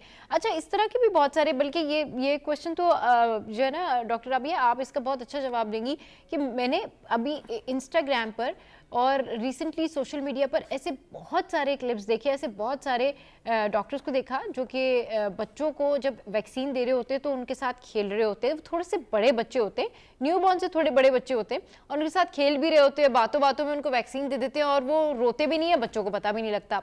ये कितना काउंट करता है कि एक बच्चे की जहनी सेहत पे या उसके इन्वायरमेंट के लिए कितना अच्छा होता है ये? अच्छा, जो योर टोन जो है, आपकी वॉइस की टोन, आपकी pace, that matters a lot. हाँ, अगर एक डॉक्टर के पास या पीडियाट्रिशियन के पास या ट्रेनर के पास, थेरेपिस्ट के पास हम जाते हैं, वो बड़ा कोल्ड टोन में बात करता है और बड़े ब्लंट होके और विदाउट एनी इमोशंस बच्चे से बात करता है, तो बच्चा उसको पसंद नहीं करता, तो बच्चा उससे उसके पास भी नहीं जाता, उसके किसी सवाल का जवाब भी नहीं देगा। आप उसको कहेंगे इसको सलाम करो या वो कुछ हाल पूछ रहे तो बच्चा वो अपना कोई भी उसको आंसर नहीं करेगा। क्यों? क्योंकि उसने देख लिया कि मतलब ये मेरे लेवल पे आके बात नहीं करा। बच्चा हमेशा उसी को रिस्पॉन्ड करता है जब हम बच्चे के लेवल पे बात करते हैं। फिर हम जैसे ये बहुत छोटे बच्चों की बात हो रही है, ये इन्फेंट्स की बात हो रही है, ये न्यूबॉर्न्स की बात हो रही है, तो न्यूबॉर्न्स जो बच्चे हैं या इन्फेंट्स जो हैं वो उससे भी ज़्यादा हमने अपनी ज़ुबान में शीरनी लेके आनी है, उसमें पोलाइटनेस लेके आनी है, इमोशंस को ऐड करना है और थोड़ा स्माइली होके उनसे बात करनी है और थोड़ा स्लो टोन में। तो जितना हम जल्दी जल्दी करेंगे, जितनी हम हबड़ दबड़ मचाएंगे चीज़ों में, तो बच्चे क्या अंदर होगा कि बच्चा थोड़ा फंसी हो जाएगा, वो उस एनवायरनमेंट को एकदम से एब्जॉर्ब कर लेता है। तो वहाँ पे बच्चे की जो है वो क्राइंग शुरू हो जाती है, बच्चा रेस्टलेस हो जाएगा। तो वो जैसे डॉक्टर इफ़त ने कहा कि वो टांगे चला रहा है या क्या, तो उस टाइम पे जब आप उसको इंजेक्शन दे रहे हो या आप उससे वैक्सीनेशन का उसका टाइम है, तो बच्चा अपनी बॉडी के थ्रू अपना जो वो पेन है, जो उसकी फ्रस्ट्रेशन है, वो निकालता है, तो वो ज़्यादा मूवमेंट स्टार्ट हो जाती है। तो उसी चक्कर में क्या होता है कि अगर आपने फिर वो अच्छे से नहीं पकड़ा हुआ और आपको रहे, तो वो जो नीडल है वो गलत लगेगी और इसके बाद में इन्फ्लेमेशन हो जाएगी और फिर कोई ना कोई पास इन्फेक्शन हो जाएगा। So this is the reason. और अब हमने शुरू कहाँ से किया था कि हमारी voice tone should be at that pace या एट दैट लेवल जो बच्चे को समझ आए। और बच्चे की इन्वॉल्वमेंट, आपका इंटरेक्शन, आप जैसे बच्चे का उस चीज़ से ध्यान हटाएंगे और उसको इंटरैक्ट करेंगे खुद के अंदर, आपकी बातों के अंदर, तो बच्चे की डिस्ट्रैक्शन उधर हो जाएगी और आप जो डॉक्टर है या पीडियाट्रिशियन है या जो भी है वो अपना काम अच्छे से सहूलत से कर लेगा, वो अपना काम सहूलत से कर लेगा। अच्छा, इसमें जो एक होता है ना कि साइकोलॉजिकल इफेक्ट माँ और बच्चे दोनों के ऊपर जो साइकोलॉजिकल इफेक्ट पड़ रहा होता है वाइल वो जब वो उसको ग्रो अप कर रही होती है या बच्चे के साथ वो इंडल्ज हो रही होती है, वो कितना स्पेशल मोमेंट होता है किसी भी मदर के लिए टू कैरी हर बेबी, कि वो किन जो है एहतियात के साथ या किन फार्मूलाज के साथ जो है वो ग्रो अप कर सकती है, क्योंकि जाहिर सी बात है उसको भी तो नहीं पता ना कि किस तरह उसको कैरी करना है, कितना उसको जो है वो लेके चलना है, या किस जगह उसको सुला देना है, या उसको कौन सी करवट लेनी है। ये फिर मूड पे डिपेंड करता है ना बच्चे के, फिर वो रोना शुरू कर देता है। ये थोड़ा सा बताएं। अच्छा, साइकोलॉजिकल इफेक्ट की जब हम बात करते हैं, इट गोज टू वेज। तो हम कभी भी जब साइकोलॉजी की टर्म यूज करते हैं, हमें लगता है ये नेगेटिव ही होगा, ये डाउन साइड ही जाएगा, ये इसमें कुछ पॉजिटिविटी नहीं है। सही। तो एक न्यूबॉर्न का आपकी लाइफ में आ जाना, it's a huge blessing, it's the very positive thing happens to you. तो उसके साथ पॉजिटिव नेगेटिव्स दोनों अटैच हैं। अब हम साइकोलॉजिकल इफेक्ट्स की बात करें तो मदर के साथ पॉजिटिविटी ये आती है कि she feels blessed, she feels positive, वो एक अपने जिस लेवल पे पहले थी वो खुद को थोड़े से हाई स्टेटस पे फील करती है कि no I am a mother, थोड़ी और रिस्पॉन्सिबल फील करती है। लेकिन एट द सेम टाइम वो जो रिस्पॉन्सिबिलिटी है कभी कभी ओवरबर्डन भी वो हो जाती है। उसके मल्टीपल रीजंस हैं, लाइक जैसे उसकी स्लीपलेस नाइट्स हो रही हैं, ओवरली वो फिटीग हो रही है, और सिर्फ एक बच्चा नहीं है अगर उसका, और बाकी बच्चे भी हैं तो उनको भी देखना है। अगर वो जॉइंट फैमिली में रहती है तो रिस्पॉन्सिबिलिटीज़ हैं उसकी, उनको भी पूरा करना है। सही। या कोई और घर में मसले मसाइल है, या कोई वर्किंग वूमेन है तो उसके काम को भी मैनेज करना है। सो वो सब चीज़ें मिलके जब ओवरबर्डन कर देती हैं तो एक्चुअल बर्डन जो है वो बच्चा बेचारा इतना बर्डन नहीं कर रहा होता उस माँ को, लेकिन जो सब चीज़ें मिलके एक उस पर प्रेशर इतना डाल देती हैं कि वो अपना वो जो नेगेटिव इफेक्ट्स हैं वो सब बच्चे के ऊपर निकल रहे होते हैं। लेकिन माँ उनसे भी लर्न करती है। माँ लर्न करती है, माँ है ना, क्योंकि अगर तो वो न्यू मदर है तो वो उसके अंदर इतना वो होता है कि इतनी स्पेस वो खुद को देती है कि मैं लर्न करूं कि अगर अच्छा अभी मैंने बच्चे को जरा थोड़ा गलत तरीके से हैंडल किया या उसे जरा जोर से पकड़ लिया, थोड़ी देर के बाद उसको रियलाइज होगा no this is not good, कि परेशान तो मैं थी। हाँ बिल्कुल। चलें जी, बड़ी ज़बरदस्त जो है वो आज हमने बातें की। रिफत हमारे साथ, डॉक्टर राबिया हमारे साथ मौजूद है, और आज हमने जो है हमारे जो नाजरीन है जो बार बार हमें इंस्टाग्राम पर मैसेजेस कर रहे थे भाई इस टॉपिक पे बात कर लें, उस टॉपिक पे बात कर लें, तो आज हमने आपकी ही पसंद का टॉपिक, आपसे ही रिलेटेड टॉपिक रखा क्योंकि आपकी ये फरमाइश थी। और आई होप कि आज आप लोगों को बहुत सारी अवेयरनेस हो गई होगी कि क्या आपने करना है और क्या आपने नहीं करना। लेकिन एक काम आपने ज़रूर करना है कि हमारे शो का फीडबैक देना है, खुश रहना है और अपना ख्याल रखना है। कल फिर आएंगे नई टॉप स्टोरीज के साथ। अपना बहुत ख्याल रखिए। Keep watching city at 10।